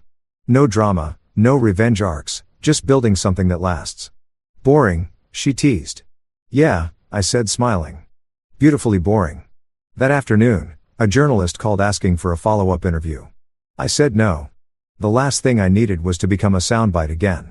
They wanted to frame my story as from fired son-in-law to tech titan. I wasn't interested in the mythology. The truth was simpler. I got tired of letting other people narrate my story, so I wrote my own. Later that week, while reviewing scholarship applications, I noticed one essay that stood out. It started with, "Sometimes the smartest thing you can say is nothing at all." I read it twice, smiling to myself. The student talked about learning restraint, about choosing silence over reaction, and about how quiet strength often gets mistaken for weakness. I could have sworn fate was trolling me. I approved that application instantly. Life went on. The Whitmore name faded from the headlines, replaced by newer scandals. Greg was reportedly negotiating plea deals. Alyssa's yoga studio closed after 6 months. Her final Instagram post said, "Starting over again, this time for me." I didn't like it, but I didn't sneer either. Maybe she finally got it. Maybe not. Either way, I had work to do. One Friday evening, Clara and I closed up the office early and went for dinner. We ended up at a small Italian place where the lights were dim, the bread was free, and the wine didn't taste like disappointment. "You seem lighter," she said, swirling her glass. "Yeah," I admitted. "It's weird. I thought I'd feel nothing after hearing that voicemail, but it feels peaceful, like finishing a book you hated, but still reading the last chapter." She smiled. Closure doesn't always come gift-wrapped. Sometimes it just shows up uninvited with bad timing. "Exactly," I said. "But I think I'm finally over it." "Good," she said. "Because you deserve someone who texts, not someone who leaves voicemails." I laughed. "You volunteering for the position?" She smirked. "Maybe, but only if there's health insurance." We clinkied glasses, and for the first time in a long time, I didn't feel haunted by the past. I didn't see Alyssa's face in every memory or hear Greg's voice in every doubt. It was just the present, messy, imperfect, and real. When I got home that night, I scrolled through my phone and hovered over the archived voicemail one last time. Then I pressed delete, not out of anger, not to make a statement, just because I didn't need it anymore. It had served its purpose. The silence had spoken louder than her apology ever could. I stood by the window, watching the city stretch beneath me. Somewhere out there, people were still chasing the validation I'd finally stopped needing. That's the thing about betrayal. It breaks you. But if you're lucky, it rebuilds you better. I whispered to myself, "You were the real one, Evan." And for the first time, I didn't need anyone else to say it. The next morning, I woke up early, grabbed coffee, and headed to the office. The sun was rising, casting gold over the skyline. And for once, it didn't feel like another day to fight. It felt like another day to live. The voicemail was gone, the ghosts were quiet, and my future had never been louder. Because sometimes the best apologies aren't heard. They're outgrown. There's a kind of revenge people expect. The cinematic kind, fire, shouting, lawsuits, headlines, maybe a dramatic, I told you so with thunder clapping behind you for effect. That's not the kind I went for. Mine was quieter, cleaner. The kind that doesn't need an audience because the victory plays out naturally, one consequence at a time, like dominoes politely collapsing in your favor. I used to think closure meant confrontation, but now I know it's peace with a side of profit. By the time fall rolled around, life had found a rhythm. Nexaware was expanding faster than I expected. We'd outgrown our first office and moved into a sleek downtown building with frosted glass doors and a panoramic view that screamed Executive Redemption, Arkansas. The same city skyline that once looked like a battlefield now looked like a playground. Every morning I'd walk in, greet the team, grab coffee, and sit down in an office that still smelled like new paint and second chances. Clara, my partner in chaos and reason, was now officially COO. The staff adored her because she had that rare mix of competence and empathy that made people want to follow her into a storm. Together, we turned Nexaware into something Greg's empire could never be. Ethical, transparent, and actually functional. The irony, half our clients were companies fleeing the fallout of Whitmore Systems' collapse. It's almost poetic when your enemies fund your comeback. Speaking of Greg, word around the industry was that he'd settled his charges. He wasn't in prison, but he wasn't free either. His temporary leave from Whitmore Systems had quietly become permanent exile. The board voted him out and the company rebranded under new leadership. They even changed their name from Whitmore Systems to Wykant. I nearly choked when I saw the new slogan, integrity in every line of code. Oh, the irony. The company built on theft and arrogance now selling integrity like it came in a 12-pack. But the funniest part, they still used our software. My software under license. Every renewal payment that hit our account felt like a quiet blow from the people who once thought I was disposable. As for Alyssa, she became a ghost. Word was she'd left Arizona after her yoga studio failed and was living somewhere up north teaching online classes about self-awareness through adversity. I didn't follow her updates, but occasionally someone would send me screenshots. Her captions were unintentionally comedic. Growth is painful, but so is staying small. Girl, you married a Whitmore. Small was never your issue. I didn't respond or comment. The old me might have wanted the last word, but silence had become my sharpest weapon. One crisp Friday morning, I arrived at the office early. Habit, not ambition. The city below was waking up. Car horns, early commuters, the faint hiss of espresso machines. I poured myself coffee, leaned on the balcony railing, and watched it all unfold. That's when Marcus called. "Morning, CEO," he said in that smug tone he reserved for people he knew had made it out alive. "Morning, unemployed friend." I shot back. He laughed. "Hey, I'm freelancing." Big difference. Anyway, just wanted to say I saw the Whitmore stock update down another 12%. Guess people aren't buying Integrity 2.0. I smiled. "You calling to brag on my behalf?" "Pretty much," he said. "It's wild, man. Remember when you were sitting on my couch, jobless, eating leftover pizza, saying you'd figure something out?" "Yeah," I said, chuckling. "Turns out revenge pairs nicely with entrepreneurship." He paused, then asked, "You ever think about reaching out to Alyssa? Like just to say whatever?" "No," I said immediately. She had her say, I had my silence. "We're even." "Damn," he said. "You're colder than my landlord." "Not cold," I said. "Just healed." He exhaled. "Man, that's deep. You're like the Buddha of payback. Put that on my business card," I joked, ending the call. Later that morning, Clara walked in with her usual 2 coffees. "You look smug," she said, handing me one. "What's the occasion?" "I was just thinking about how far we've come," I said. "You know, from unemployment and betrayal to running a multi-million-dollar company. It's weird how fast tables turn when you stop begging for a seat." She grinned. "You didn't just turn the table. You built your own and sold the blueprints." We clinkinked our coffee cups like it was champagne. At noon, I had a meeting with the government cybersecurity division. They wanted to license Nexaware's AI-driven threat detection system. Big contract, big validation. During the pitch, the lead officer said, "Mr. Rivers, your reputation for integrity precedes you." I almost laughed out loud. Integrity, the very word Greg used to weaponize against me. The irony was rich enough to retire on. That deal closed by the end of the week, bringing in more revenue than my last 3 years at Whitmore combined. The universe, it seemed, paid on delay, but with interest. That weekend, Clara and I attended a networking gala. Our first as equals, not underlings. The ballroom was packed with tech elites, venture capitalists, and wannabe disruptors wearing $800 sneakers. At one point, a familiar face approached. "Richard, One of the Whitmore board members who had voted to suspend Greg. He looked like a man who now regretted voting late. "Evan," he said, shaking my hand. "Good to see you thriving. You really did rebuild from the ashes." "Yeah," I said with a polite smile. "Turns out. Ash makes good fertilizer," he chuckled awkwardly. "You know, I never realized how much of Whitmore's success depended on your work," Greg always said. "Yeah," I interrupted. Greg said a lot of things. None of them aged well. Richard coughed into his drink and wisely changed the topic.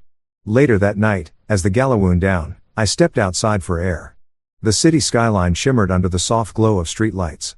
I could still hear faint music from the ballroom, a jazz band playing something slow, thoughtful. Clara joined me, arms crossed against the cool air. "Nice speech," she said.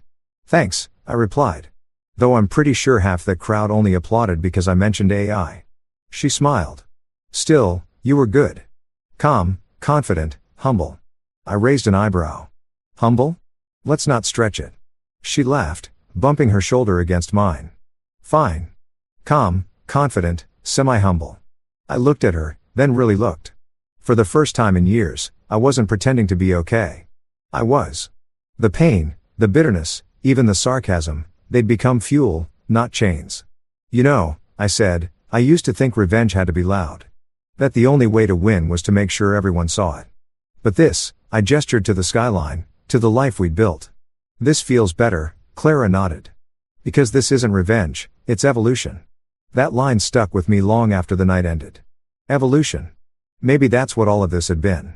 Shedding versions of myself that no longer fit. A few weeks later, I got an unexpected email from a familiar address. Gregory.Whitmore@wisintentech.com. The subject line read, "You won." I hesitated before opening it. Inside, there was only one line. "I underestimated you. You deserved better." No signature, no excuses, just that. For a second, I almost felt sorry for him. Almost. But then I remembered the smirk he wore the day he slid that termination letter across the table and said, "Performance issues." I hit archive. Not delete, archive. Let him live forever in my inbox, just far enough from relevance. Months passed and life kept getting better. Nexaware expanded internationally. The Thomas Rivers Initiative tripled in size, sponsoring coding camps for kids who didn't even own laptops. And every time a news story popped up about Whitmore Systems' ongoing restructuring, I just smiled and turned the page. One quiet evening, I sat on my balcony again. Same city view, same soft hum of traffic. Clara had left after a long day of meetings, and I was alone with my thoughts. I poured a drink, leaned back, and let the silence wrap around me like an old friend. That's when my phone buzzed. A notification from Nexaware's accounting app. Another payment from Fictional. License renewal complete. I laughed out loud. Every few months they still paid for access to the very system Greg once called overcomplicated nonsense. I raised my glass toward the skyline. "Cheers, Greg. Thanks for keeping the lights on." The night air was cool, the city alive, and for the first time, I felt something better than victory. I felt balance. Revenge had done its job. It got me through the storm, but peace built the house afterward. Because here's the truth. They don't tell you about revenge. The loud kind burns out fast. It's fireworks. Brilliant but brief. But the quiet kind, the kind that builds, grows, and pays dividends. That's forever. So when people ask how I got over it, how I went from fired son-in-law to founder, from humiliated husband to headline success, I tell them the same thing every time. I didn't shout, I built. And silence, my friend, pays dividends. Then I finish my drink, close my laptop, and smile at the thought of Gregory somewhere out there seeing my name on his company's monthly expense report. That's not just revenge. That's poetic accounting. And that concludes this story. That was a pretty wild one if you ask me. Let me know what you think about it in the comments. Now, let's get right into the next story. It's titled, I, a broken single dad, stopped at a laundromat late at night. And met an abandoned elderly couple with nowhere to go. I took them home, thinking it was just for a night. But soon after, a sharp knock hit the door, and when I opened it, I was 29, 8 months into being a widower and a dad, double bagging spit-up covered onesies at a coin laundromat off Candler Road when I heard someone trying not to cry. Not the polite kind of sniffle, either. This was deep, torn-up breathing, like someone was choking back the end of something. They were sitting by the busted soda machine. A black couple, both in heavy winter coats, zipped all the way up, hands clasped tight between them. The man kept patting her knuckles like he was reminding her they were still there. Later, I'd know them as Desmond and Kimberly Richardson. Right then, they were just two strangers who looked like somebody's parents left out in the cold. Wes was strapped to my chest in a carrier, running a low fever and squirming hard because he was hungry again. My plan was 10 minutes max, wash, dry, hustle back home before he screamed the paint off the walls. Instead, I found myself walking over. "You all waiting on somebody?" I asked, trying to sound casual. The man looked up, calm, but tired. "Our son's handling paperwork for our new place. Told us to wait here while he wraps it up." There was something off about that. I've seen all kinds of paperwork in 6 years doing remote legal calls and none of it ever went down at a laundromat past 9. I shifted Wes higher on my chest and nodded. "Where's the place?" The woman answered this time. "Panthersville, Flowering Grove Lane." He showed us pictures. Yellow siding, white porch. "You sure y'all got away there tonight? Buses are done and it's bitterly cold out." She hesitated. He said he'd send someone, but it's been a while. I pulled out my phone and hit Terrence. He owed me one. When he picked up, I said, "I need a ride for some folks. Elderly, baby, and tow." It's one of those nights. 20 minutes later, Terrence rolled up in his Tahoe, windows rattling like loose teeth. He leaned over and shot me that look. "You sure?" I nodded. The address they had didn't exist. Terrence circled the neighborhood twice before stopping beside a weedy lot with a crooked sign. "Future Homes by Bexley." Kimberly pressed a crumpled printout against the window and whispered, "That's it." "That's where," he said. Desmond didn't say anything, just closed his eyes like he already knew. "Y'all got a phone?" Desmond pulled out a flip phone. Cracked, dead, useless. Only thing they remembered was the street name and that their son, Gregory, called himself a financial planner. That's when my stomach turned. I've heard every hustle with the word planner in it, and none of them ended with a porch and yellow siding. It was past 10 when I turned around and said, "You're not sleeping out here. Come with me." They paused like they wanted to argue. Then Wes started coughing, wet and raspy, and Kimberly stepped forward like it was instinct. She reached for him, laid her hand on his back, and he settled. That told me everything. We hauled up the narrow stairs to my one bedroom over the barber shop. I shoved 2 laundry baskets aside, cleared space on the couch, handed them bottled water from the fridge. The place smelled like old coffee and cheap detergent. Kimberly sat down and said, "It's more than enough." I believed her. 10 minutes later, my father-in-law, Holden, called right on schedule. "You home?" "I am." "You alone?" "I've got company." Pause. Then the voice got hard. "Strangers and West don't mix. You know that." "I've got it under control." He hung up. No goodbye. Later that night, Desmond stared at the shelf where my wife's photo used to sit. Empty frame, still gathering dust. He didn't ask questions, just said, "I'm sorry for your loss."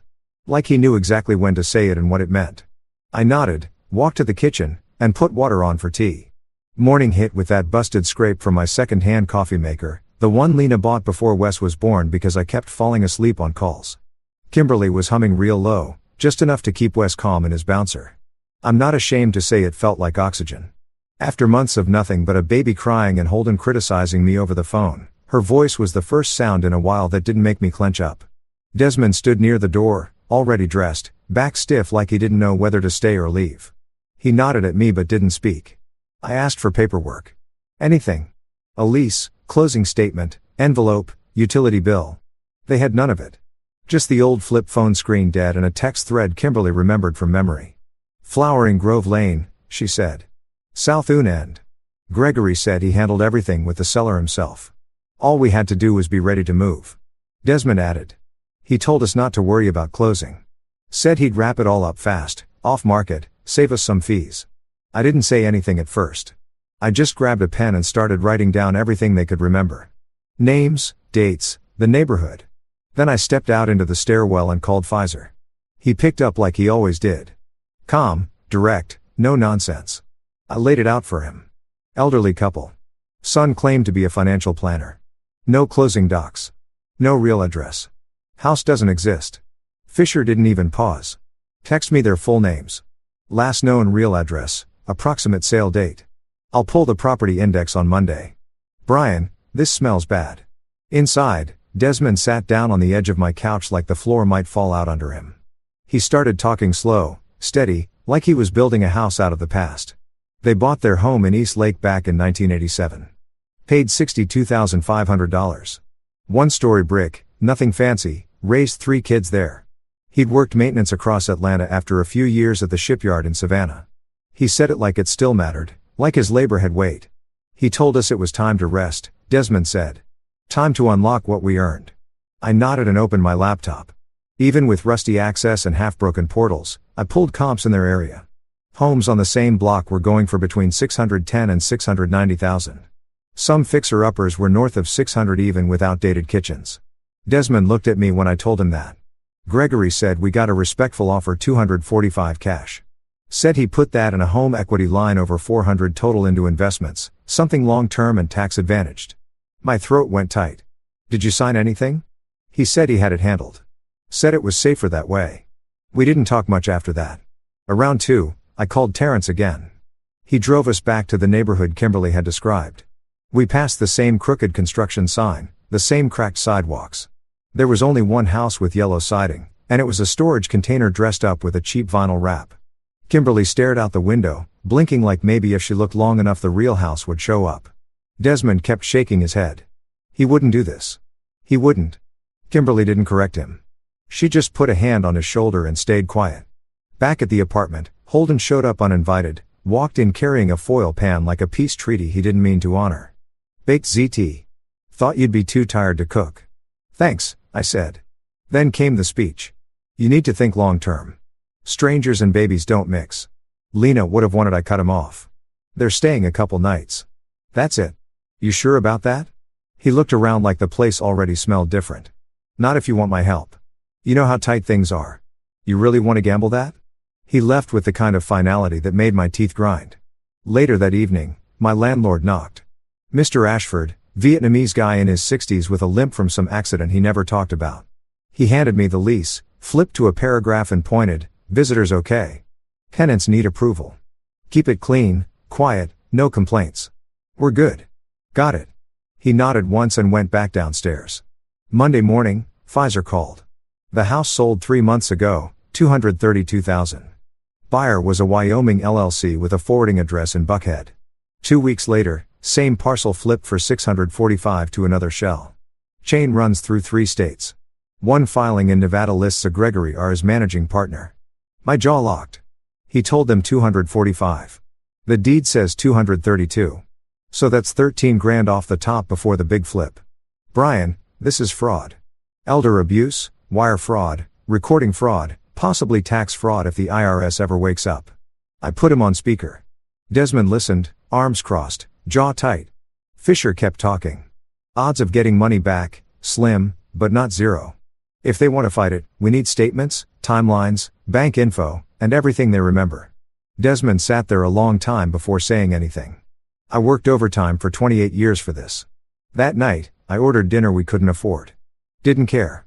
Kimberly sat across from me, talking about her grandkids, names, birthdays, silly stories, like she was trying to hang on to something solid. Wes started crying again, tight and pained like his belly was in knots. I was about to reach for him when Kimberly stood, lifted him like it was second nature, flipped him belly down across her knees, and rubbed his back in slow, expert circles. He was out cold in 5 minutes. She looked at me like she was offering something more than help, like she knew how close I was to breaking and didn't plan to let that happen on her watch. After I put Wes down, I lay on the carpet beside his crib, ceiling cracked above me, heart hammering. Gregory knew every door to close, but he didn't know how many of us were still willing to knock them open again. The next morning, my phone rang at exactly 7:12 in the morning. Holden's timing was always surgical. He liked to catch me off guard, still groggy, before the baby cried and before I had a chance to think. I sat down hard on the armrest because my knees had finally quit. I looked at her and she looked back like, "What? This is just life." I ran the numbers in my head again. Cheapest daycare within bus range was $1,180 a month. My remote legal gig expected me headset on from 9 to 6. Sounding professional while pretending I wasn't raising a baby in the same room. Without Holden's backup, his money, his babysitting. Because if the wrong person asks questions, even 3 people helping each other can look like a crime. That night, Holden knocked. I didn't even have to open the door all the way before he looked past me, saw Desmond standing at the stove, and stepped back. "This is the last time I come here if those people stay," he said. He set down a grocery bag, diapers, and formula, Nothing else, and kept his hand on the doorknob. I appreciate the help, I said flat. You sure about this? He asked, eyes darting over my shoulder like he was expecting to see a crack pipe or a gun. We're fine. He didn't say goodbye. Didn't even look at Wes. At 2:30 in the morning, Wes woke up colicky again. I pulled him from the crib and started the usual routine. Walking, bouncing, shushing. Kimberly appeared within seconds, tying her robe, already humming like this was some kind of fire drill she'd run 100 times. We sat together on the couch, her rubbing his back in slow circles while headlights from passing cars sliced across the wall. At one point, Desmond came out, handed me a glass of water and said, "You're doing fine, son." That hit harder than it should have. Tuesday morning, I logged in and put on my headset. Back-to-back calls about probate law, transfer on death accounts, power of attorney forms. Between calls, I peeked down the hall. Kimberly had Wes on a tight routine by noon. Diaper changes, feedings, naps, tummy time. At 6:10, I walked out to the smell of garlic, greens, and cornbread. Desmond stood at the stove, apron on. Kimberly was setting plates. Wes was dozing in his bouncer. Desmond said grace before we ate. I didn't stop him. By Saturday, things had shifted. My hallway floor didn't creak anymore. Sink didn't drip. Freezer had labeled containers. I went through every drawer and cabinet, organizing what I could. Then I opened a new folder in the fireproof box and labeled it guardianship possible because somewhere in the back of my head, I knew the state might come knocking one day and I'd need to show exactly how we ran our house. Sunday morning, I woke up to a kitchen that already smelled like coffee. Desmond was sitting with Wes on his lap, pointing to a paper about tomato planting. Kimberly was writing something on the grocery list and humming again. Nobody gave speeches. Nobody said anything about family or second chances. They just acted like people who'd lived together forever. And that's how it started. The next call from Pfizer came fast. His voice clipped like he was trying to hold a live wire with one hand and flip pages with the other. "Brian, I've filed formal complaints with the DA and the Financial Crimes Unit. Gregory Shell transferred the sale funds to another LLC out in Nevada. Then it jumped into a crypto exchange I'm not naming on a recorded line. This wasn't sloppy. This was deliberate." I braced the phone between my shoulder and ear while balancing Wes on one hip and stirring instant oatmeal with my free hand. "How bad is it?" "Bad. There are 3 other seniors 2 counties over. Same signature block. Same notary stamp floating around like a ghost. I'm trying to get subpoenas on that notary's logbook. If a judge hears me, we can start pulling real evidence. And me? You're going to be the point of contact." I didn't flinch. "Then I'm in." He paused. "You sure?" "Yeah. Let's get it done." Thursday morning. The knock on the door was sharp and official. I didn't need a badge to know this was real. Stella Hill from Adult Protective Services stepped inside wearing no nonsense. Black slacks, flat shoes, tablet under one arm. She walked with the kind of quiet that told me she'd seen worse than whatever she thought she'd find here. She started right in. Asked to see the bedrooms, the bathroom, the fridge. No chit-chat, no fake pleasantries, just business. She made notes on everything. Kimberly stood to the side and answered every question clearly, even the uncomfortable ones. "How often do you fall?" "Almost never." "What medications are you both on?" Desmond answered that one. "Blood pressure, cholesterol, vitamins. We take them at breakfast every day." "When was the last time you went to a doctor?" 2 weeks ago, I said. "Checkups. I keep all the visit records in a binder." "You want it?" She nodded. I didn't try to sell our situation. I just handed over the binder along with the printouts of our meal logs, repair logs, and the written agreement Desmond and Kimberly signed with me. I showed her the baby gate at the top of the stairs, the outlet covers, and the weekly calendar taped to the fridge. She didn't smile, didn't frown, just made more notes. She asked about the fire extinguisher. I pointed it out, mounted on the wall near the kitchen. She checked the tag. 3 years expired. "Noted," I said. "I'll replace it today." She didn't comment on the baby monitor on the shelf or the list of grocery prices stuck to the cabinet with magnets. But she saw them. Finally, she said, "We received an anonymous call claiming unsafe housing conditions and possible elder exploitation." My stomach didn't drop. I was already there. Did the call come from this area? Henry County. That was all I needed to hear. I didn't say Holden's name, but the area code alone said enough. My jaw locked, the way Lena used to say, gave me away every time I was about to argue with someone in public. Stella closed her tablet. "We'll be in touch."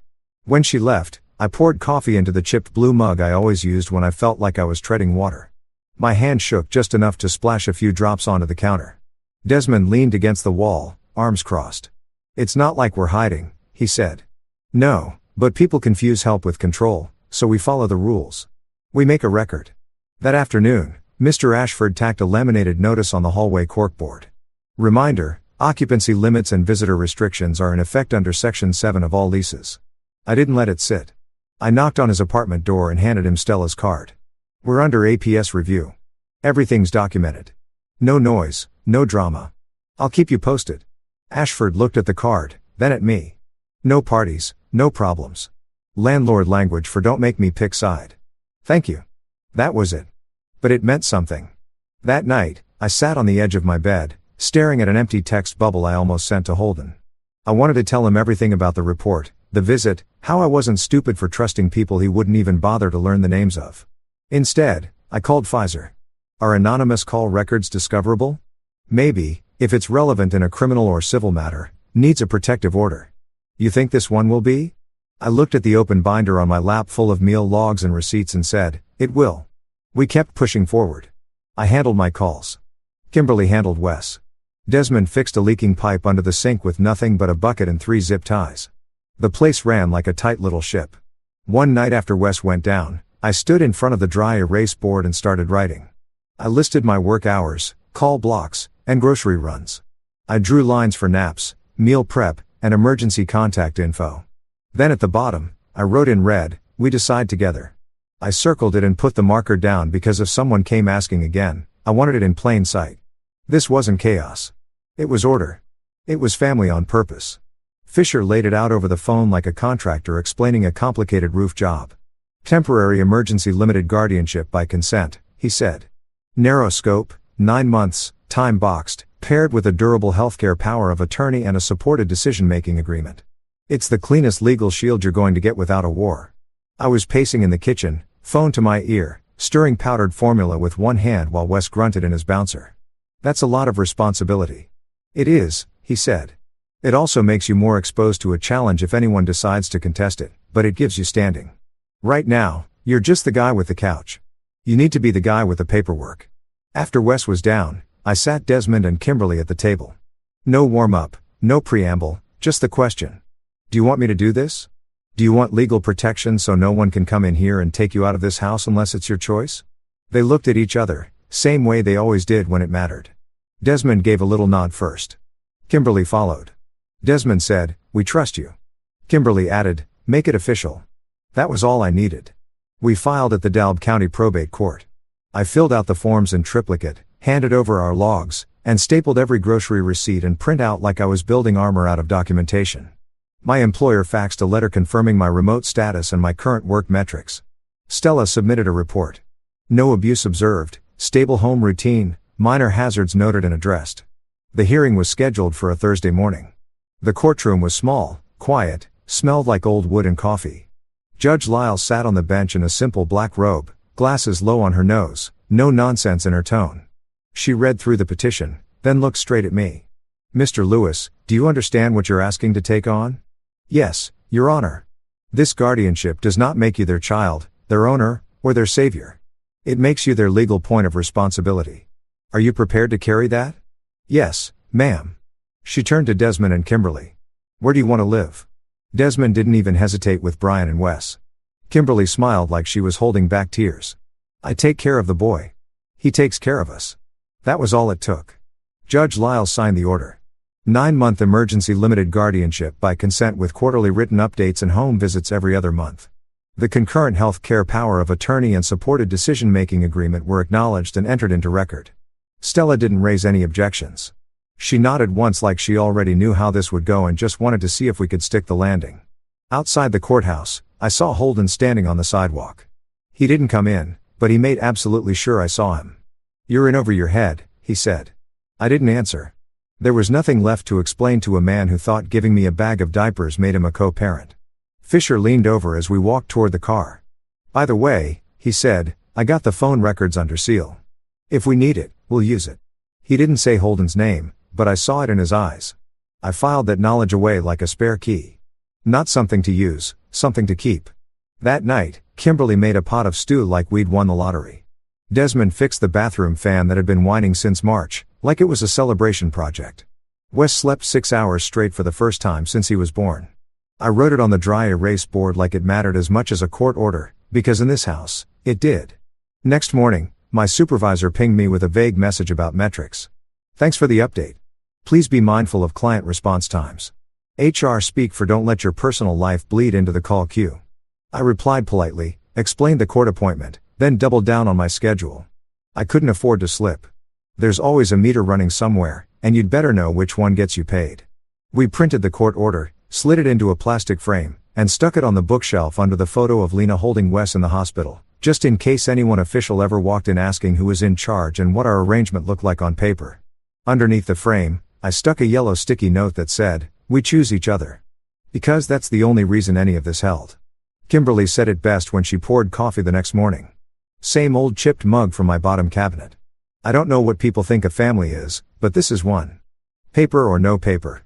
Desmond clinked his spoon in his bowl and added, "They'll see that if they're looking with the right eyes." Wes babbled from the playpen and slapped his hands together like he was making a point, too. Later that week, we went through the apartment with a checklist. I replaced the fire extinguisher, put fresh batteries in the smoke detectors, labeled the pill organizer in big letters. We added a grab bar near the shower and moved the cleaning supplies out of reach just in case APS popped back in early. We kept every receipt. It became a rhythm. Me logging calls, Desmond keeping the place humming. Kimberly managing meals and diapers with a grace I couldn't match. Every Sunday night, we sat at the table and reviewed the budget, the calendar, and the grocery list. Sometimes we argued over brand names. Sometimes we laughed about it, but we stayed on the same page. I added one more tab to the binder and labeled it compliance because I knew the day would come when someone would ask how we were managing 3 generations under one roof, and I wanted the answer to be better than most. 2 weeks after the guardianship papers got signed and framed, my phone lit up with a Manhattan number I didn't recognize. I answered halfway through folding bath towels. "Mr. Lewis, this is Kayla Richardson, Desmond and Kimberly's daughter. I've heard some story. I want to see my parents." Her tone had that clipped rhythm people use when they're used to being in control. She sounded expensive.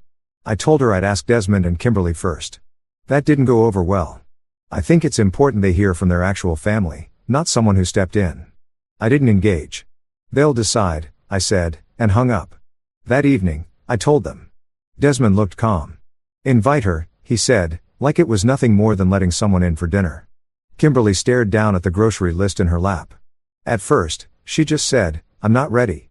Then she looked up, but running didn't help before. Let's hear what she has to say. Saturday morning, 10 sharp. I buzzed her in. Kayla walked in wearing a tailored gray coat that probably cost more than my entire monthly rent and heels that didn't belong anywhere near my cracked kitchen tiles. Her husband followed 2 steps behind her, face tight, eyes scanning everything like he expected to smell mold or find broken furniture. We offered them chairs. They didn't sit. Kayla looked straight at me. "I need to understand what's going on here." I already had the folder in hand. I opened it on the table. Guardianship by consent. Durable healthcare power of attorney. Supported decision-making agreement. All legal. All signed. All reviewed by the probate judge. APS has been here multiple times. She blinked. "You filed for guardianship?" "No," I said. "They asked me to after their son stole their house." Her husband finally spoke. "We haven't heard everything yet." Desmond didn't flinch. "Some stories are facts. Our house is gone. So's the money." Kayla stepped toward him. "Daddy, I could bring you both up to New York. You'd have a proper place. Care options." Desmond didn't raise his voice. "We aren't cargo." Kimberly just said, "I take care of Wes. Brian takes care of us. That's the arrangement." Kayla's eyes snapped back to me. "You do realize what this looks like? You take in 2 elderly people and suddenly have legal control.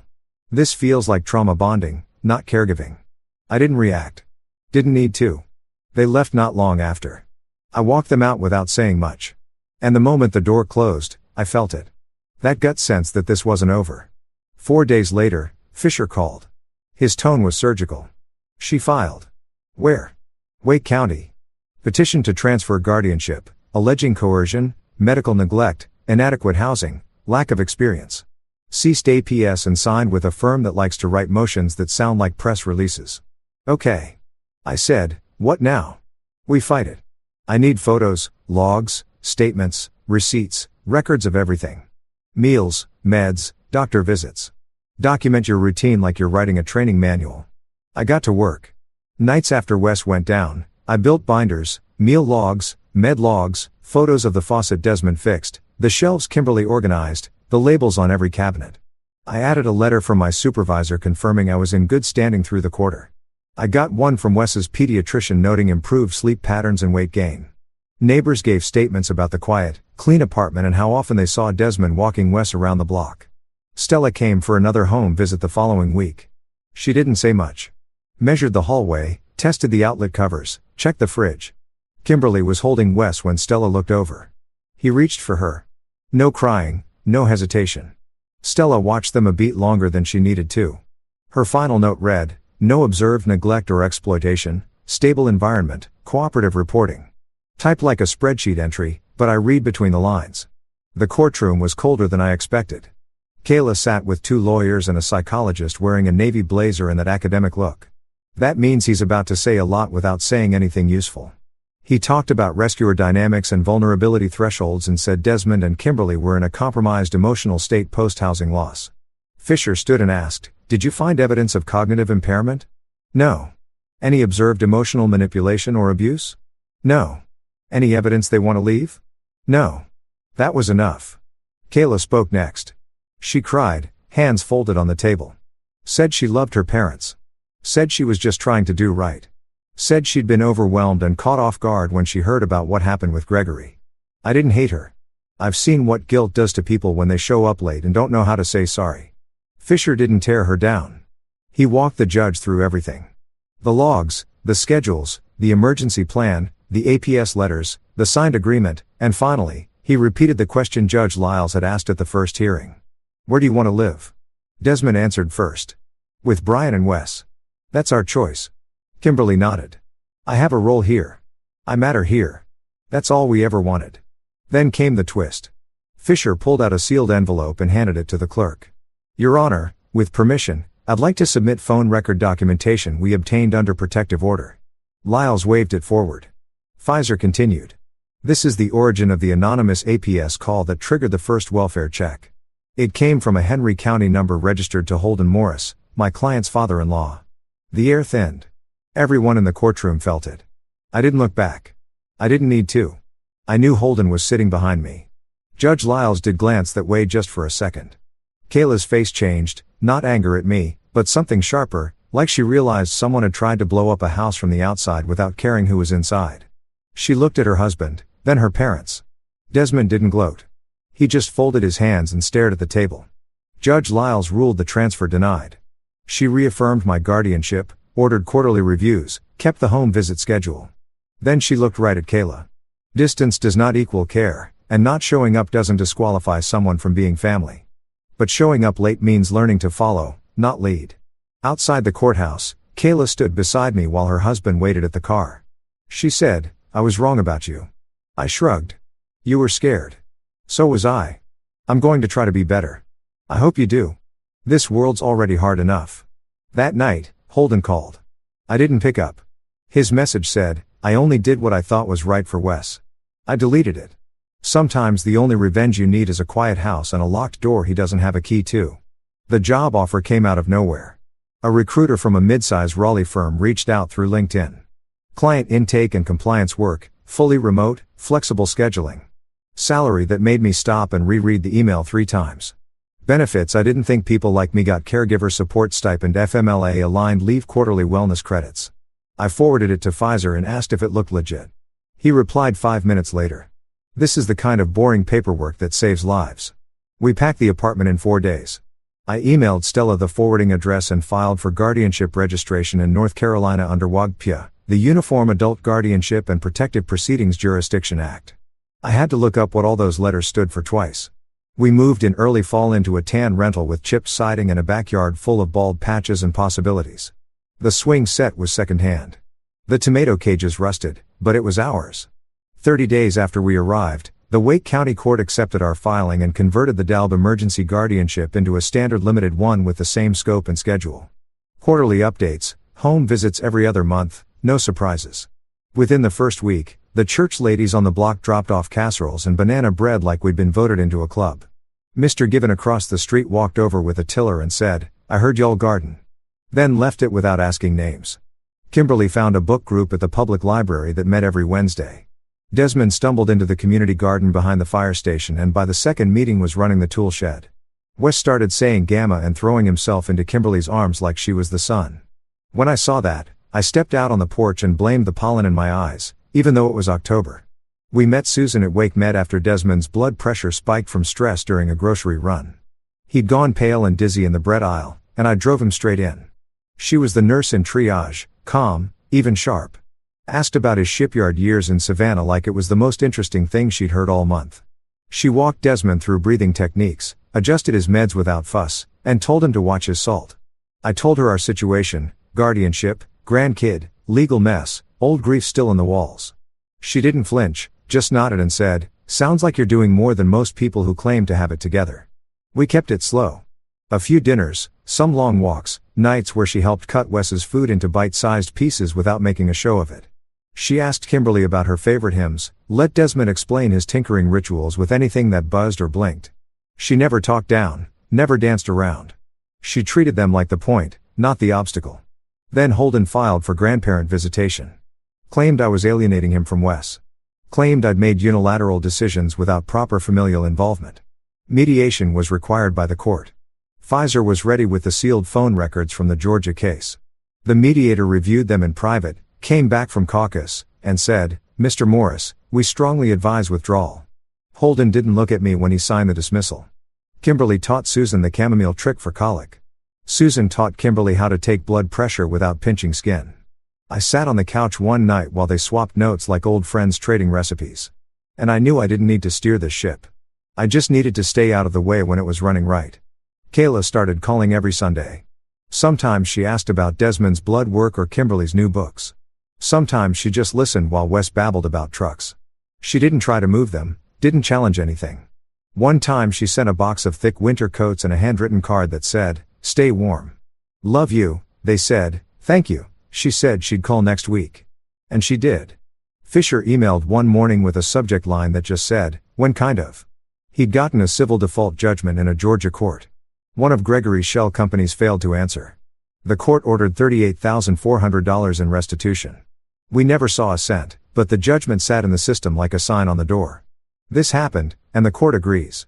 Some nights after Wes finally gave up the fight and crashed in his bed, I'd step out to the porch where Susan already sat. She'd be sipping decaf tea in that calm way she always did when things were good.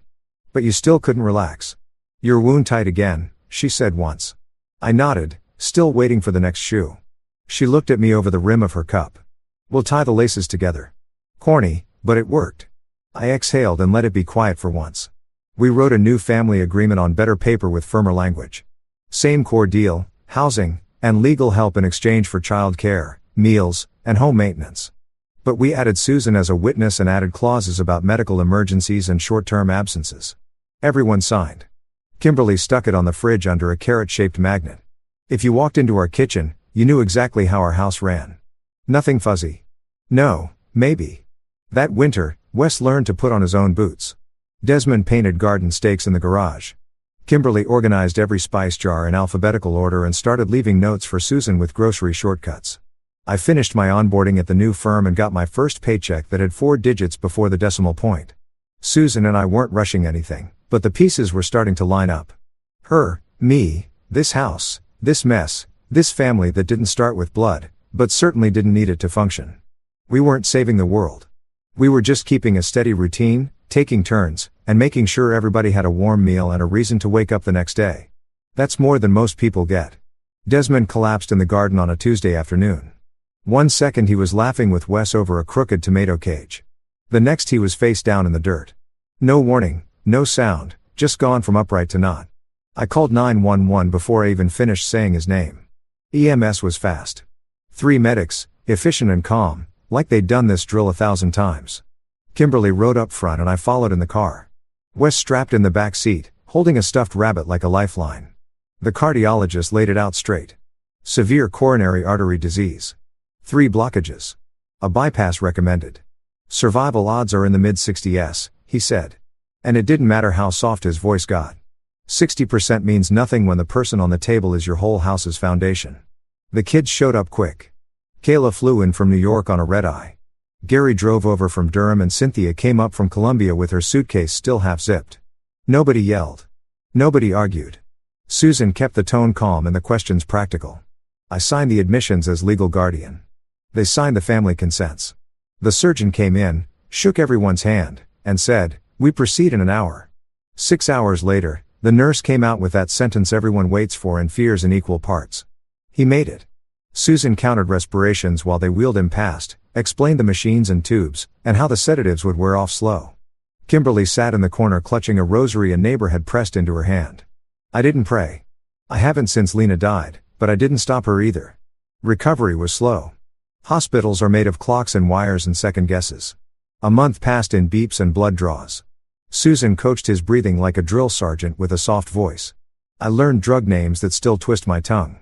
Wes colored tomatoes and drew smiley faces on index cards. We taped them to the whiteboard. Every nurse mentioned them. When Desmond finally made it to a chair in the backyard, face thinner but eyes sharp, I asked Susan to marry me. No kneeling, no ring, just my voice and her hand and the truth. I'm not trying to make something pretty. I just want to name what already is. You belong here in the mess. If you'll have us, say yes. She said yes like she'd already decided days ago. Then she hugged Kimberly first like she knew who needed the anchor. We held the wedding 2 weeks later right there in the yard. Nothing big. Desmond sat in a folding chair near the tomatoes. Kimberly wore lavender and held a bouquet the grandkids and Susan picked from the garden. Gary grilled. Kayla made playlists. Cynthia wrangled the toddlers. Nobody said anything about blood or obligation. People just showed up and that was enough. I mailed Holden an announcement. Photo of Wes and a little bow tie tucked inside. He texted back one word, "Congratulations." That was the end of it, and that was fine. 3 months later, Susan called me into the bathroom and held up a stick with 2 pink lines.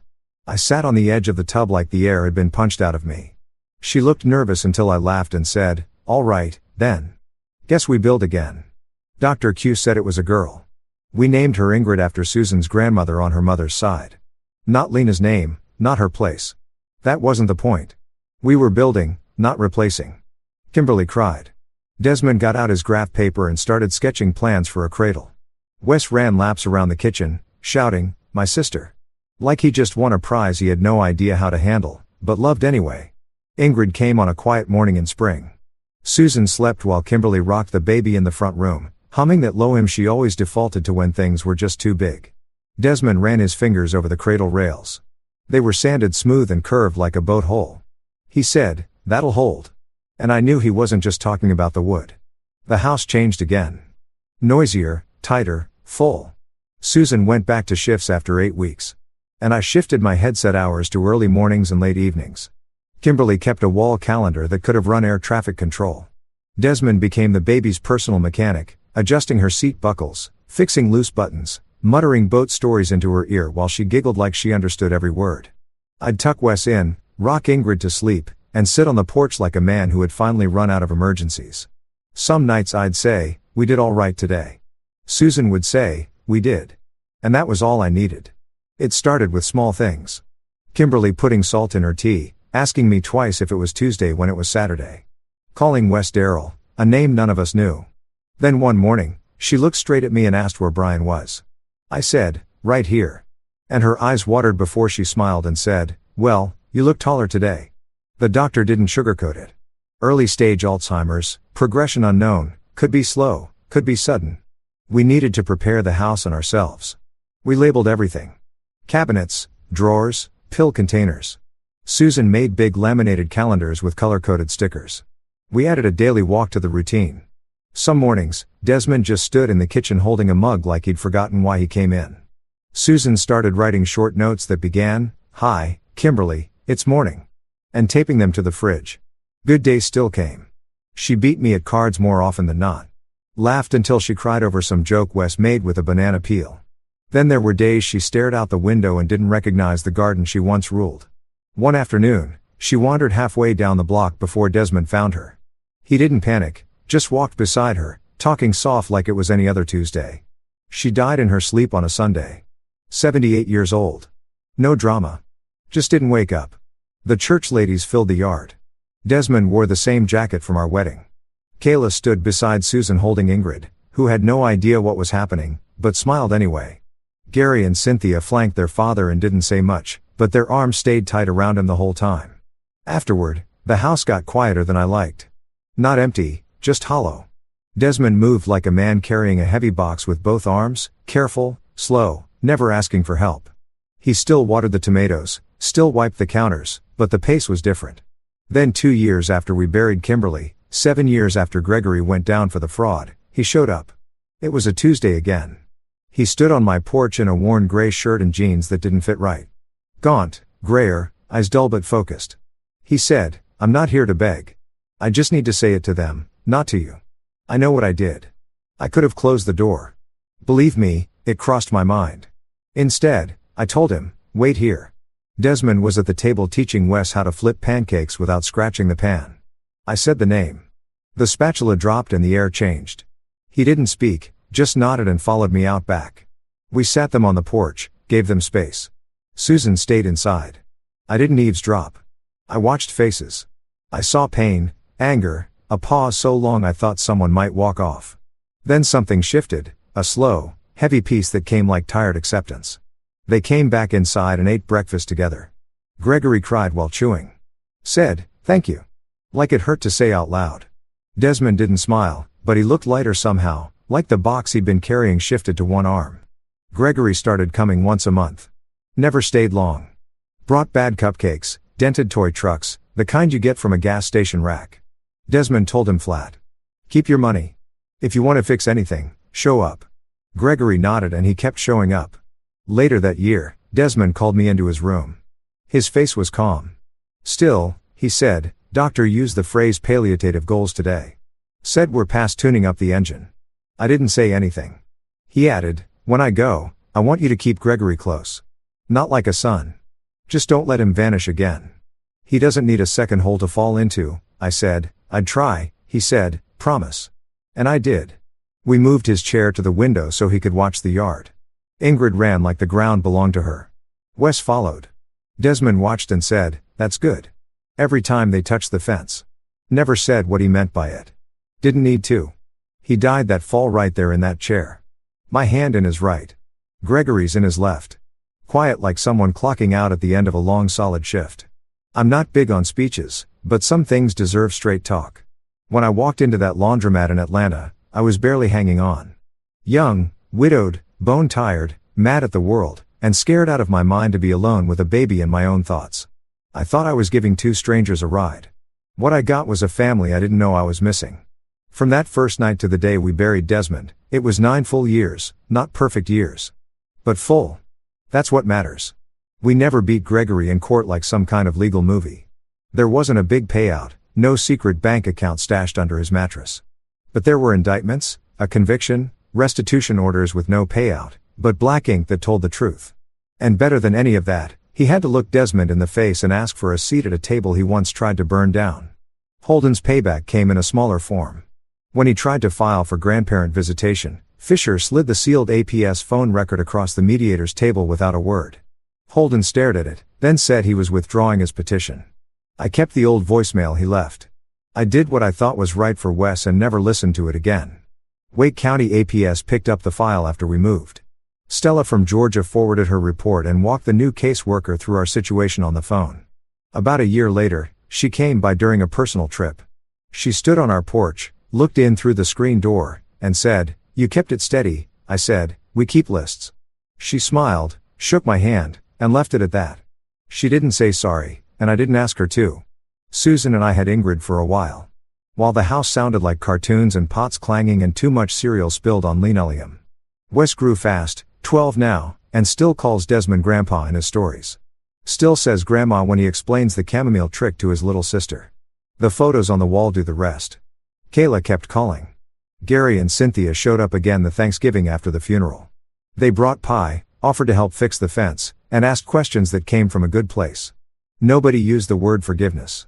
They just started showing up. And that's how healing really starts. You want a lesson? Here's mine. Blood matters, but showing up matters more. Legal papers matter, but soup at 6 o'clock matters more. Revenge feels big at first, but restoration is the thing that lets you breathe again. I can still smell that stew Kimberly made the day we got the guardianship signed. I can still see Desmond's hands tightening a hinge on the bathroom door without being asked. He told me once, "You fix what you can reach." That was it. That was his whole philosophy. Turns out it's enough. Sometimes I think about that other version of the night in the laundromat. Me keeping to myself, nodding politely, going home alone. I would have kept the apartment quiet, sure, but I'd have missed the very thing that made my life make sense. Wes is 12 now. Ingrid just turned 9. They set an extra plate for Uncle Gregory when he visits. They know the tomatoes in the yard came from Grandpa Des. And when they ask why we took in people we didn't know anything to, I tell them the truth. We didn't take people in. We made room for our own. If you ever get that chance, take it. It might save someone. It might save you. That brings this story to an end, and that one was definitely a wild ride. Let me know what you think in the comments. Now, let's move into the next story, titled, At our weekly family dinner, my mother-in-law looked at my 8-year-old and said, "She's not as pretty as her cousins. Some kids are just disappointments." My daughter stopped breathing for a second. I smiled and said, "Keep talking. You have about 3 hours left to run your mouth." And 3 hours later, the meatloaf sat in the center of Barbara's dining table like a centerpiece no one wanted to admire. Steam rose from it in lazy spirals, carrying the scent of overcooked ground beef and too much onion powder. Derek Wyatt cut a piece for his daughter Ellie, placed it on her plate alongside a scoop of lumpy mashed potatoes, and watched as she poked at it with her fork. "Eat up, sweetheart," he said quietly. Ellie looked up at him with those wide hazel eyes, Leah's eyes, and gave him a small nod. She was 8 years old, rail thin, with brown hair pulled into 2 neat braids that dear Eric had learned to do from a YouTube video 3 years ago. She wore a yellow sundress with daisies on it, the kind Leah used to pick out for her. Barbara sat at the head of the table, her gray hair pinned back in a tight bun that made her face look even more severe than usual. She'd set the table with her good china, the kind with the faded roses around the rim, and the overhead light buzzed faintly, casting everything in a harsh yellowish glow.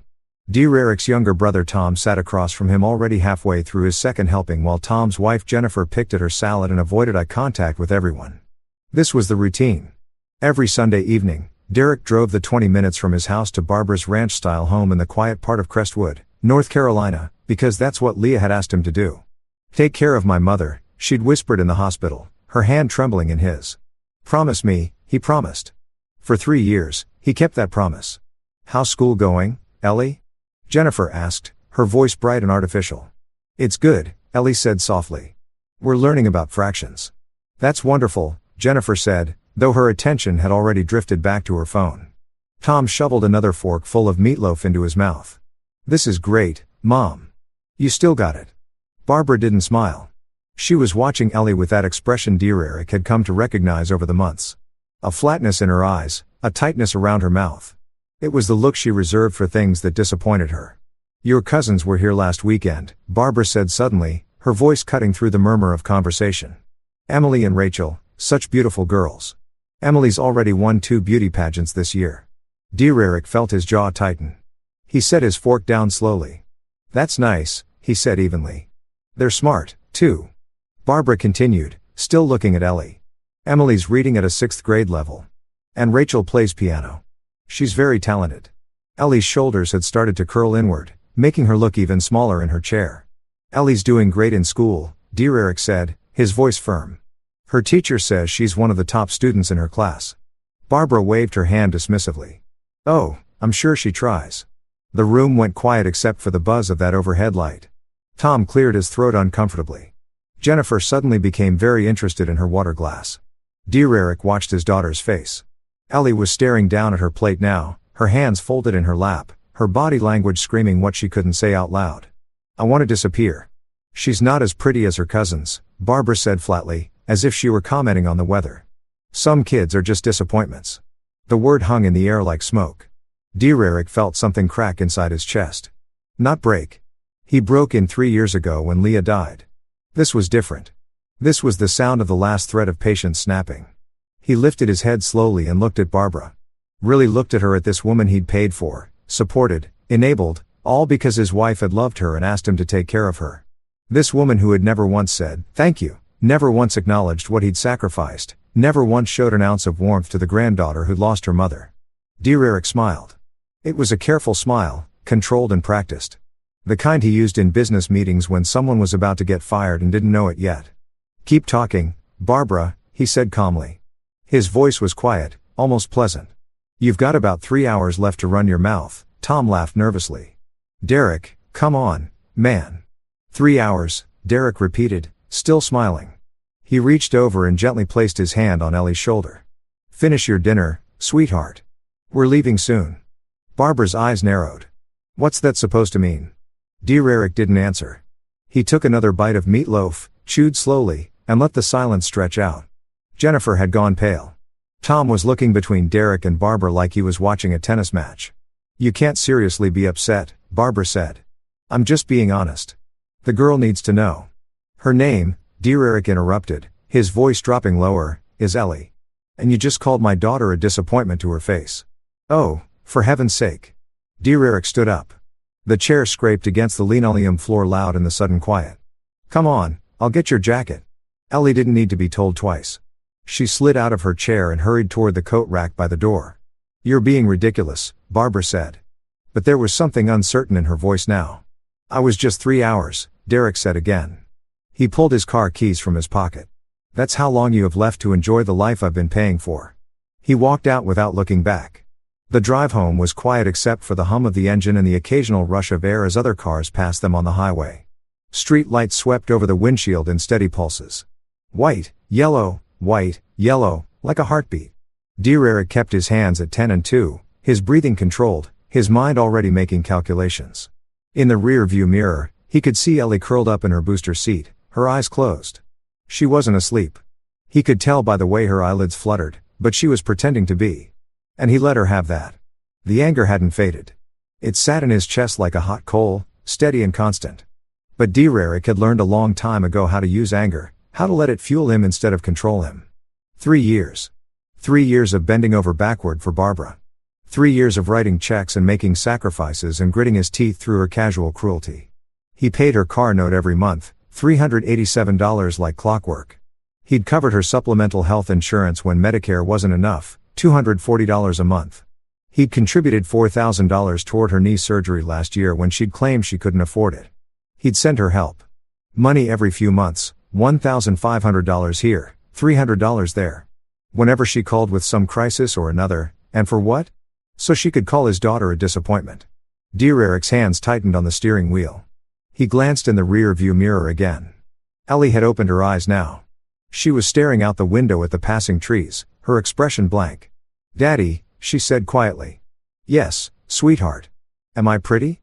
Derek felt that crack in his chest widen. He pulled off at the next exit, not their usual route home, and turned into the empty parking lot of a closed grocery store. He put the car in park, unbuckled his seat belt, and turned around to face her. "Look at me, Yell." She did. Those hazel eyes were brimming with tears. "Now ooh," he said firmly, "are beautiful. You're smart. You're kind. You're everything your mom and I ever hoped for." He reached back and squeezed her small hand. "And anyone who says otherwise is wrong. Do you understand me?" "But Grandma said," "Grandma," Derek said slowly, "is a bitter, unhappy person who takes her misery out on everyone around her. That's not about you. That's about her." Ellie sniffled. "Are we going back next Sunday?" "No, ever." Derek paused. He thought about Leah. About that promise he'd made. "Take care of my mother." But Leah had never known how Barbara would treat Ellie. Leah had died. Believing her mother was just difficult. Not cruel. If Leah had seen what happened tonight, if she'd heard Barbara call their daughter a disappointment, she would have been the first one out the door. "No," Derek said again. "Not ever." He'd kept his promise to a dead woman long enough. It was time to keep his promise to the living one sitting in the back seat. Monday morning came with the kind of crystalline clarity that follows a major decision. Derek woke at 6, made coffee, got Ellie ready for school, and dropped her off with a hug that lasted longer than usual. Then he drove to his office, a small accounting firm, where he was a partner, closed his door, and pulled up his laptop. First, he opened his banking app. Barbara's car payment was set to autodraft on the 15th of every month. Derek navigated to the scheduled payment section and hit cancel. The confirmation popped up immediately. Payment canceled. Next, the supplemental health insurance. He called the insurance company, navigated through the phone tree, and finally reached a representative. I need to remove a covered person from my policy, he said. Sure thing. Can I have the policy number? He rattled it off. The representative typed something, then asked, and who are you removing? Barbara Hutchkins. Okay. And when would you like this to take effect? Immediately. All right, sir. I've made that change. She'll receive a notification in the mail within 5 to 7 business days. Perfect. Thank you. He hung up and moved on to the next item, the knee surgery. Barbara's surgeon had set up a payment plan and Derek had been covering it $120 a month for the past 8 months. He called the billing department. I need to cancel my automatic payments for account number 77432B. Let me pull that up. Okay, I see it. Can I ask why you're canceling? The patient needs to handle her own finances going forward. Understood. I'll cancel the remaining payments. The balance will revert to the account holder. That worked for me. The last item was the monthly help money. That was easy. He simply deleted the recurring transfer from his account to hers. When he was finished, Dear Eric sat back in his chair and stared at the computer screen. 3 years of financial support gone in 30 minutes. He felt no guilt, no second thoughts, just a clean, sharp sense of closure. He opened his phone and typed out a message. Barbara, going forward, you'll need to handle your own finances. My responsibility is to Ellie, not to you. Don't contact me again. He hit send. Then he blocked her number. His phone rang 6 seconds later. A call from an unknown number. He let it ring. It went a voicemail. 2 minutes later, another call. Same thing. By noon, she tried 11 times from different numbers. Dear Eric ignored every single one. At 3:15, he picked Ellie up from school. She climbed into the car with her backpack and a drawing she'd made in art class. A house with a big sun over it and 2 stick figures holding hands. That's us, she said, showing it to him proudly. It's perfect, he said, and meant it. That night, they ordered pizza and watched a movie. And for the first time in 3 years, Dara didn't spend a single second worrying about Barbara's needs. She'd won a war. Now she had won. 2 weeks passed in relative peace. Ellie's smile came back little by little. She laughed more. She drew more pictures. Dear Eric started sleeping through the night again, no longer waking at 2 a.m. with a nagging guilt that he should check his phone to see if Barbara needed something. Then, on a Tuesday afternoon, Derek came home from work to find Barbara standing on his front porch.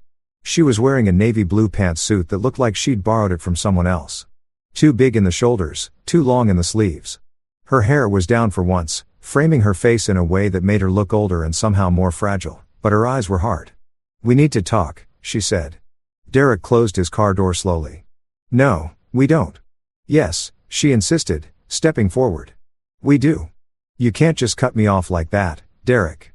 I have bills. I have responsibilities. I don't care what you need. Barbara blinked. Excuse me. You heard me. Dear Eric walked past her toward his front door, keys in hand. You insulted my daughter in front of everyone. You called her a disappointment. I was trying to motivate her by tearing her down. Derek turned to face her. What kind of motivation is that? She needs to know that life isn't easy, Barbara said defensively. That she has to work harder than other kids if she wants to succeed. She's 8 and she needs to be prepared. She needs, Derek said, his voice dropping to something cold and final, to be around people who love her. You're not one of those people. Barbara's face hardened. You're being irrational. You're emotional. You're making decisions based on anger instead of logic. I'm making decisions, Derek corrected. Based on what's best for my daughter, which is something I should have done 3 years ago. Leo would be ashamed of you. The words hit like a slap. Dear Eric felt his chest tighten, but he didn't flinch. Didn't look away. Leah, he said quietly, would be ashamed of you for treating her daughter the way you have. Barbara opened her mouth, closed it, opened it again. You're being cruel. No, Dear Eric said, I'm being a parent. Now get off my property. Barbara's expression shifted. Then the false vulnerability dropped away, replaced by something sharper. Something calculating. You're not stable, she said slowly. You're raising a little girl alone. You're clearly struggling. Anyone can see that. Dear Eric felt a cold thread of warning run down his spine. What are you saying, Barbara? Straighten her shoulders. I'm saying that Ellie deserves better than this. Better than an unstable single father who flies off the handle over nothing. She deserves stability, love, structure. She is all of that. Does she? Barbara tilted her head. Because from where I'm standing, it looks like you're failing her. I think a judge might agree. Dear Eric stared at her. You're threatening me. I'm stating facts. Barbara said. Ellie would be better off with me. I have time. I have experience. I have a stable home environment. Dear Eric laughed once. The sound was harsh and humorless. You have a home environment I paid for that you can no longer afford. I'll manage. No. Dear Eric said, you won't, and you definitely won't have Ellie. Barbara's face twisted into something ugly. We'll see about that. She turned and walked down the porch steps, her footsteps sharp against the concrete. Dear Eric watched her get in her car, a Honda Civic that he'd been paying for until 2 weeks ago, and drive away. He stood there for a long moment, breathing slowly, forcing his heart rate to settle. Then he pulled out his phone and made a call. Harland and Associates. A crisp voice answered. I need to speak with Dana Harland, Derek said. Tell her it's Derek Wyatt. Tell her it's urgent. The law office of Harland and Associates occupied the second floor of a brick building downtown, sandwiched between a coffee shop and a real estate agency. Derek sat in the waiting room, his leg bouncing slightly, while smooth jazz played softly from hidden speakers. The walls were decorated with framed degrees and photographs of Dana Harland shaking hands with various local politicians and community leaders. Mr. Wyatt, a woman in her mid-40s, appeared in the doorway. She had short dark hair, sharp features, and a kind of direct gaze that made Derek feel like she could read his tax returns from across the room. I'm Dana Harland. Come on back. Her office was tidy and efficient. 2 walls were lined with law books. The third had a large window overlooking Main Street, and the fourth displayed more framed credentials. She gestured to a chair across from her desk, and Dear Eric sat. You sat on the phone. It was urgent, Dana said, pulling out a legal pad. Tell me what's going on. Dear Eric told her everything, the dinner, the insult, the years of financial support, Barbara's visit to his house, and her threat about custody. Dana listened without interrupting, occasionally making notes. Her expression neutral. When he finished, she set down her pen and looked at him directly. How serious do you think she is? Very, Dear Eric said. She meant every word. Dana nodded slowly. Okay, first thing you need to understand, custody cases involving grandparents are real and they can be difficult. She'll likely file a petition claiming you're unfit, that she can provide a better environment, that Ellie's welfare is at stake. But that's insane. I'm her father. I've taken care of her since Leah died. I've done everything right. I believe you, Dana said. But belief isn't evidence. If Barbara files a petition, we'll need to prove in court that you're fit and that she's not the better option. She leaned forward. So, my question is, can you prove it? Prove what? That you've been supporting her financially? That you're a good father? That she's been the problem, not you? Dear Eric felt a surge of confidence. Yes, I kept everything. Bank statements, receipts, cancelled checks. I have documentation going back 3 years showing every payment I made on her behalf. Dana's expression shifted slightly. Approval maybe, or relief. Good. That's very good. What about witnesses? People who can testify to your character as a father. Ellie's teacher, her pediatrician, the parents of her friends from school. Perfect. And witnesses who saw Barbara's behavior toward Ellie. Dear Eric hesitated. My brother and his wife were at the dinner. They heard what she said. Will they testify? I don't know. They might not want to get involved. Dana made a note. We'll work on that. What about the dinner itself? Did you record it? Dear Eric felt his stomach sink. No. Okay. Dana tapped her pen against the pad. Here's what's likely to happen. She'll file the petition within the next week or 2. You'll be served with papers. Then we'll have a preliminary hearing where a judge will determine if there's enough cause to proceed. If the judge thinks her claims have merit, we'll move to a full custody hearing. And if she wins, she won't, Dana said firmly. But we need to be prepared. I'll draft a response to her petition as soon as we receive it. In the meantime, I want you to gather every piece of documentation you have.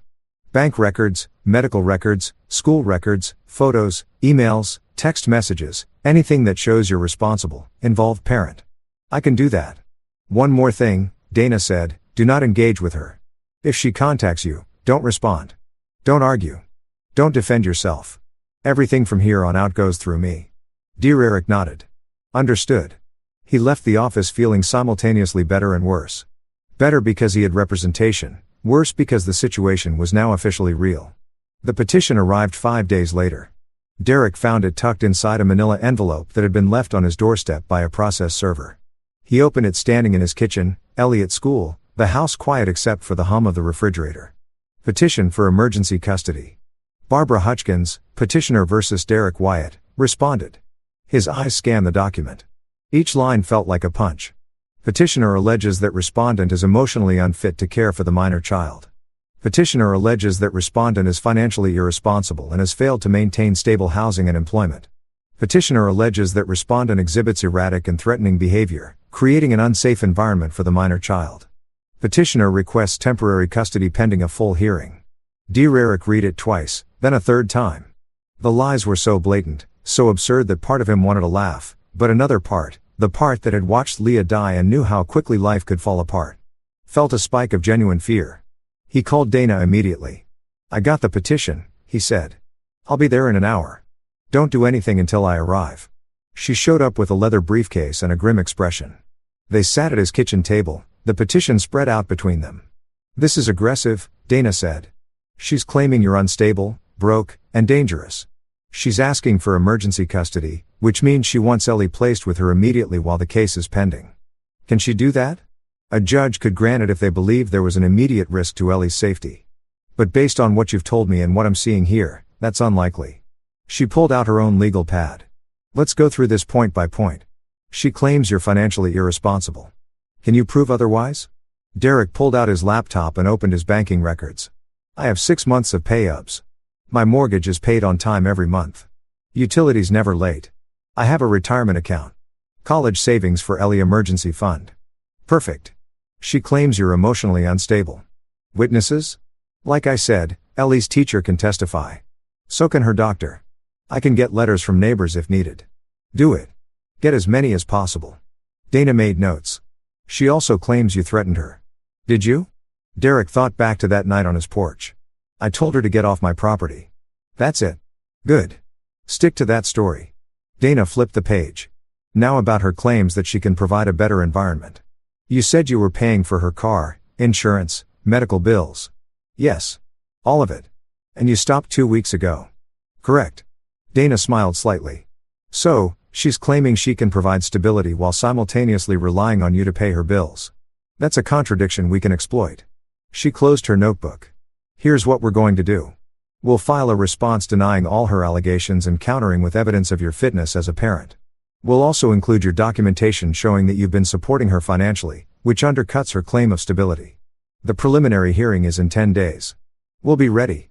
Derek felt some of the tension ease from his shoulders. "Thank you." "Don't thank me yet," Dana said. "This is just the beginning." The next week passed in a blur of paperwork and preparation. Derek gathered everything Dana asked for. 3 years of bank statements highlighted to show payments made to Barbara. Copies of Ellie's report cards, all A's and B's. A letter from her teacher, Mrs. Patterson, describing Derek as extremely involved and supportive. A letter from Ellie's pediatrician confirming she was healthy, well cared for, and showed no signs of neglect or abuse. Character references from 2 neighbors and the father of Ellie's best friend. Photographs of Ellie at her birthday parties, school events, soccer games, all showing a happy, healthy child. Dana organized everything into a binder with color-coded tabs. "This," she said, holding it up, "is how we win." The preliminary hearing took place in the Crestwood County Courthouse, a stately building with marble floors and high ceilings that made every footstep echo. Derek arrived early with Dana. Both of them dressed in business attire. They sat at the respondent's table, and Derek tried to slow his breathing. Barbara entered 10 minutes later with her attorney, a middle-aged man in an ill-fitting suit, who introduced himself as Roger Pruitt. Barbara wore a tasteful gray dress and pearl earrings. Her hair pulled back, her expression serene. She looked like someone's kindly grandmother. Derek felt a flash of anger. "All rise," the bailiff announced. The Honorable Judge Patricia Moreno presiding. Judge Moreno was a woman in her 60s with silver hair and reading glasses perched on her nose. She took her seat, reviewed some documents, and looked up. "This is a preliminary hearing regarding the petition for emergency custody filed by Barbara Hutchins. Mr. Pruitt, you may present your client's case." Pruitt stood. "Your Honor, my client is deeply concerned for the welfare of her granddaughter, Ellie Wyatt. She has witnessed firsthand the instability in Mr. Wyatt's home. He is emotionally volatile, financially struggling, and has exhibited threatening behavior toward Mrs. Hutchins." Derek's jaw clenched. Dana put a hand on his arm, a silent reminder to stay calm. Mrs. Hutchins' suit continued has been a stabilizing force in Ellie's life since her daughter's tragic passing. She has experience raising children. She has a stable home. She can provide the love and structure this child desperately needs. Judge Moreno made note. And what evidence do you have of Mr. Wyatt's alleged instability? Mrs. Hutchins will testify to his erratic behavior, Your Honor. Additionally, she has financial records showing that Mr. Wyatt has been unable to maintain consistent support for even his own family. I see. Judge Moreno turned to Dana. Miss Harlan. Dana stood smoothly. Your Honor, the petitioner's claims are not only unfounded, they're contradicted by the evidence. Mr. Wyatt is a successful accountant with a stable income, a mortgage he's never missed, and a documented history of excellent parenting. We have letters from Ellie's teacher and pediatrician, both of whom attest to his fitness as a father and the allegations of threatening behavior. Unfounded, Dana said. Mr. Wyatt asked Mrs. Hutchins to leave his property after she appeared uninvited. That is not a threat. That's a boundary. Judge Moreno looked at Barbara. Mrs. Hutchins, can you provide specific examples of threatening behavior? Barbara stood, her voice shaky but clear. He told me I had 3 hours to run my mouth. He was aggressive. Intimidating. I was afraid. Derek felt his hands curl into fists under the table. Context. Your Honor, Dana interjected. Mrs. Hutchins had just insulted Ellie, Mr. Wyatt's 8-year-old daughter, by calling her a disappointment. His response was restrained considering the circumstances. Do you have proof of this alleged insult? Judge Moreno asked. Witnesses. Dana said Mr. Wyatt's brother and sister-in-law were present. Witt stood again. Your Honor, even if that's true, it doesn't justify. I'll decide what it justifies, Mr. Pruitt. Judge Moreno looked down at her notes. Mrs. Hutchins, you claim Mr. Wyatt is financially irresponsible. Can you provide documentation? Barbara glanced at Pruitt, who nodded. Your Honor, my client has been assisting Mr. Wyatt financially since his wife's death. She's been helping with bills, groceries. That's a lie, Derek said before he could stop himself. Dana shot him a warning look. Judge Moreno raised an eyebrow. Mr. Wyatt, you'll have your chance to speak. I apologize, Your Honor, Derek said. But it's important, you know. I've been supporting her, not the other way around. And you have proof. Dana opened the binder. We have 3 years of bank records showing regular payments from Mr. Wyatt to Mrs. Hutchins. Car payments, insurance premiums, medical expenses. We're talking thousands of dollars. Judge Moreno held out her hand. Dana passed over a stack of highlighted statements. The judge reviewed them in silence for what felt like an eternity. Finally, she looked up. Mrs. Hutchins, these records show Mr. Wyatt making consistent payments to you. Can you explain? Barbara's face had gone pale. He wanted to help. I didn't ask, but you accepted. Well, yes, but and you're now claiming that you're in a better financial position to care for this child than the man who's been supporting you. Witt jumped in. Your Honor, my client's financial situation has stabilized. As of when? Judge Moreno asked sharply. Silence. The judge set down the papers. I'm not seeing sufficient evidence of immediate danger to warrant emergency custody. However, given the seriousness of the allegations, I'm ordering a full custody hearing to take place in 3 weeks. Both parties will have the opportunity to present their full cases at that time. Until then, custody remains with Mr. Wyatt. Barbara looked like she'd been slapped. Derek felt a rush of relief, so intense he almost sagged in his chair. Court adjourned. As they filed out, Barbara shot Derek a look of pure venom. He met her gaze steadily, unflinching. Outside on the courthouse steps, Dana turned to him. That went as well as we could have hoped, but don't celebrate yet. The real fight is in 3 weeks. Derek nodded. I understand. Give me those witness statements. And Derek, she looked at him seriously. Whatever you do, stay away from her. Don't give her any ammunition. I won't. He drove home, picked up Ellie from the neighbor who'd been watching her, and made dinner. They ate macaroni and cheese at the kitchen table, and Ellie talked about her day, about the frog they'd found on the playground, about how she'd gotten a gold star on her spelling test. Derek listened, responded, smiled in all the right places. But part of his mind was already 3 weeks ahead, preparing for the next battle. Barbara wasn't going to stop. Neither was he. The 3 weeks between hearings moved like sludge. Every day felt stretched thin, like Derek was walking through water. You went to work, picked Ellie up from school, made dinner, helped with homework, tucked her into bed. Normal routines. But underneath it all was a constant hum of anxiety. On Wednesday of the second week, Dana called. We have a problem, she said without preamble. Derek's stomach dropped. What kind of problem? Barbara filed a complaint with Child Protective Services. For a moment, Derek couldn't speak. She did what? She called CPS and claimed you're leaving Ellie alone. That you yell constantly that Ellie's afraid of you. It's all garbage, but they're required to investigate. When a caseworker will be at your house tomorrow at 4:00 p.m. Be ready. Eric's mind raced. What I need to do? Be yourself, Dana said. Answer their questions honestly. Let them see your home. Let them talk to Ellie. They're professionals. They'll see through Barbara's lies. But Derek, this is serious. If CPS finds any validity to her claims, it could impact the custody case. Understood. That night, Derek cleaned the house from top to bottom. Not because it was dirty. He kept it clean anyway, but because he needed something to do with his hands. He scrubbed the kitchen counters until they gleamed. Vacuumed every room twice, organized Ellie's toys, made sure there was fresh food in the fridge, and nothing expired in the pantry. The next afternoon, at exactly 4:00 p.m., the doorbell rang. The caseworker was a woman in her 30s named Linda Morrison. She had tired eyes and carried a worn leather bag. Mr. Wyatt? Yes, come in. She stepped inside, her gaze sweeping the living room. Derek saw a take in the clean floors. The organized bookshelf, the photos on the wall, pictures of Ellie and Leah, pictures of Ellie at various ages, smiling and healthy. Thank you for making time to meet with me, Linda said, pulling out a clipboard. I understand this is stressful, but I need to ask you some questions and take a look around. Is Ellie here? She's in her room. I can get her in a moment. First, let's talk. They sat at the kitchen table. Linda clicked her pen. I've received a report alleging that you leave your daughter unsupervised, that there's frequent shouting in the home and that Ellie has expressed fear of you. Can you address these allegations? Derek took a breath. Stay calm. Be factual. None of that is true. I never leave Ellie alone. If I'm at work, she's at school or with a babysitter. I don't yell at her. And she's not afraid of me. Who watches her when you're not available? My neighbor, Mrs. Chun. She's a retired teacher. I can give you your contact information. Please do. Linda made a note in your work schedule. I'm an accountant. I work 9 to 5 Monday through Friday. I pick Ellie up from school every day at 3:30. And on weekends, we're together. We go to the park, do errands, spend time at home. Linda nodded, writing, Can I see Ellie's room? Of course. He led her down the hallway. Ellie's room was painted a soft lavender. There was a twin bed with a purple comforter, a bookshelf overflowing with books, a desk with her school supplies neatly arranged. Drawings covered one wall.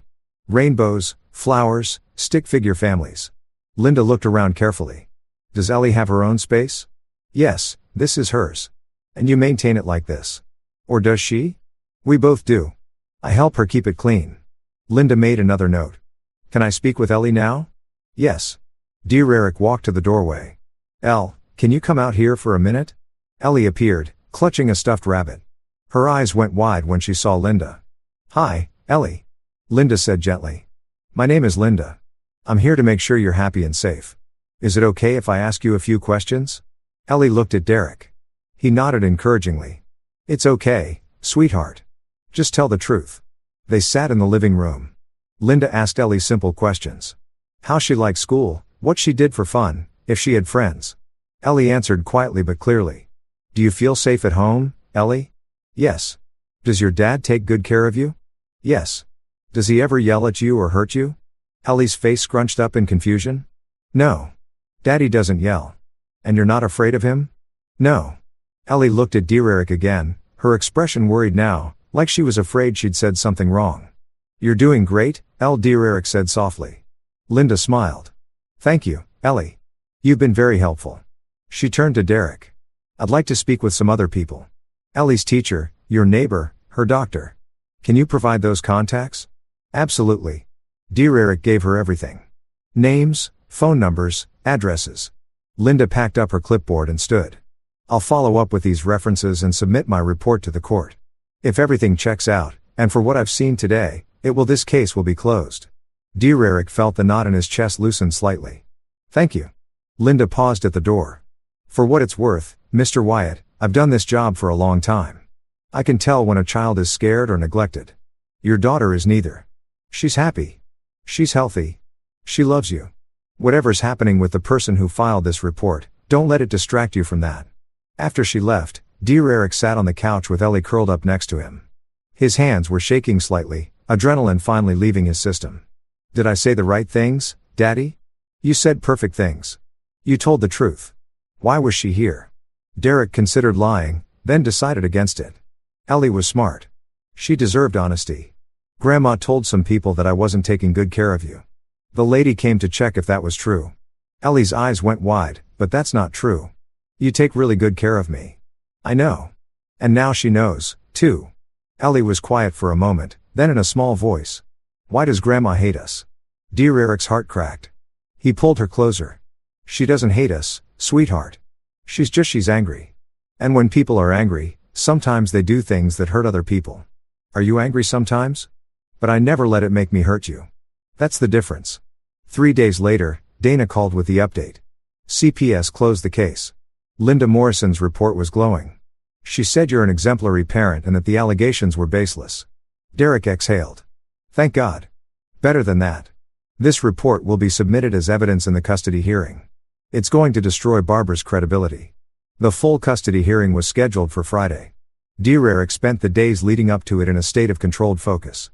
He reviewed his testimony with Dana. He prepared himself mentally for seeing Barbara again. He made sure Ellie was settled with Mrs. Chan for the day. Friday morning arrived cold and bright. Dear Eric put on his best suit, charcoal gray, crisp white shirt, navy tie. He looked at himself in the mirror and saw a man who'd been tested, pushed, and forced to fight for what mattered most. He was ready. The courtroom was fuller this time. Dear Eric sat at the respondent's table with Dana. Barbara sat with across the aisle, her face set in grim determination. The gallery had a few spectators, some court watchers, a reporter from the local paper. Judge Moreno entered and they all rose. Please be seated. We're here for the full custody hearing in the matter of Hutchkins versus Wyatt. Mr. Pruitt, call your first witness. Pruitt stood. The petitioner calls Barbara Hutchkins. Barbara took the stand, was sworn in, and sat with her hands folded primly in her lap. Mrs. Hutchkins, Pruitt began, can you describe your relationship with your granddaughter?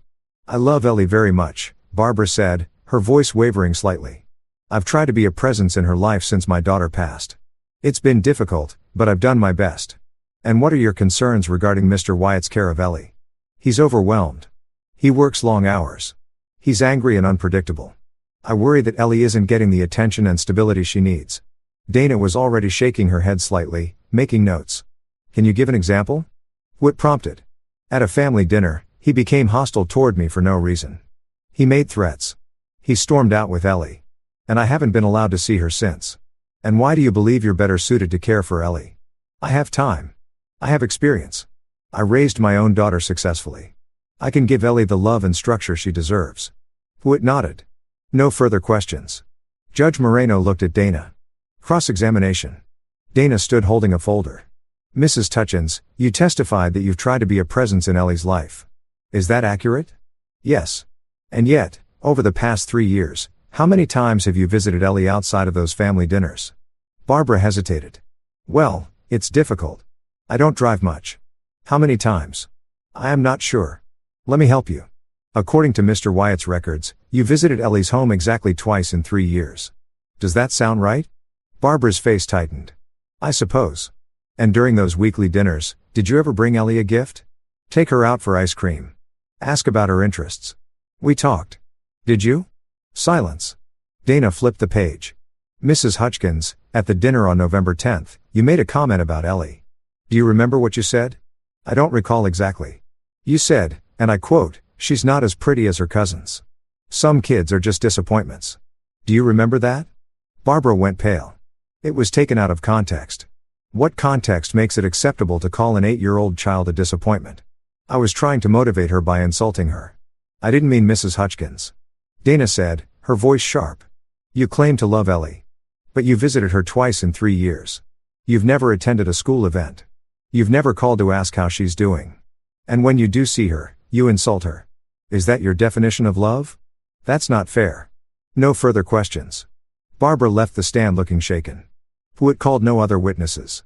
He didn't have any. Dana, on the other hand, called 4. First, Mrs. Patterson, Ellie's teacher.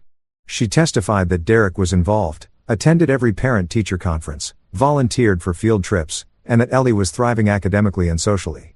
Second, Dr. Ramirez, Ellie's pediatrician.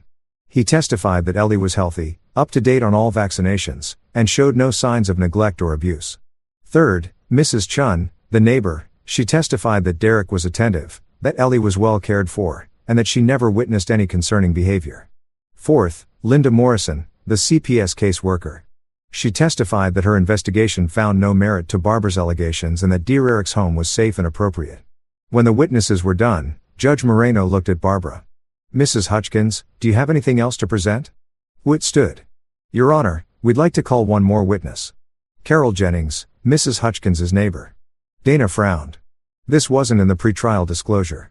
A woman in her 60s walked to the stand nervous and fidgeting. She was sworn in. Mrs. Jennings Puett said, You live next door to Mrs. Hutchins, correct? Yes. Have you had occasion to observe Mr. Wyatt's behavior? Well, I saw him once at his house. He was in the yard. He was shouting. Derek felt his stomach clench. Dana was already on her feet. Objection, Your Honor. This witness was not disclosed prior to trial. I'll allow it. Judge Moreno said, but make it quick, Mr. Puett. Mrs. Jennings, what was Mr. Wyatt shouting about? I couldn't hear exactly, but he was very loud, very aggressive. Derek leaned over to Dana. I know what she's talking about. There was a raccoon in my trash can. I was yelling at it. Dana's eyes lit up. Your Honor, may I cross-examine? Proceed.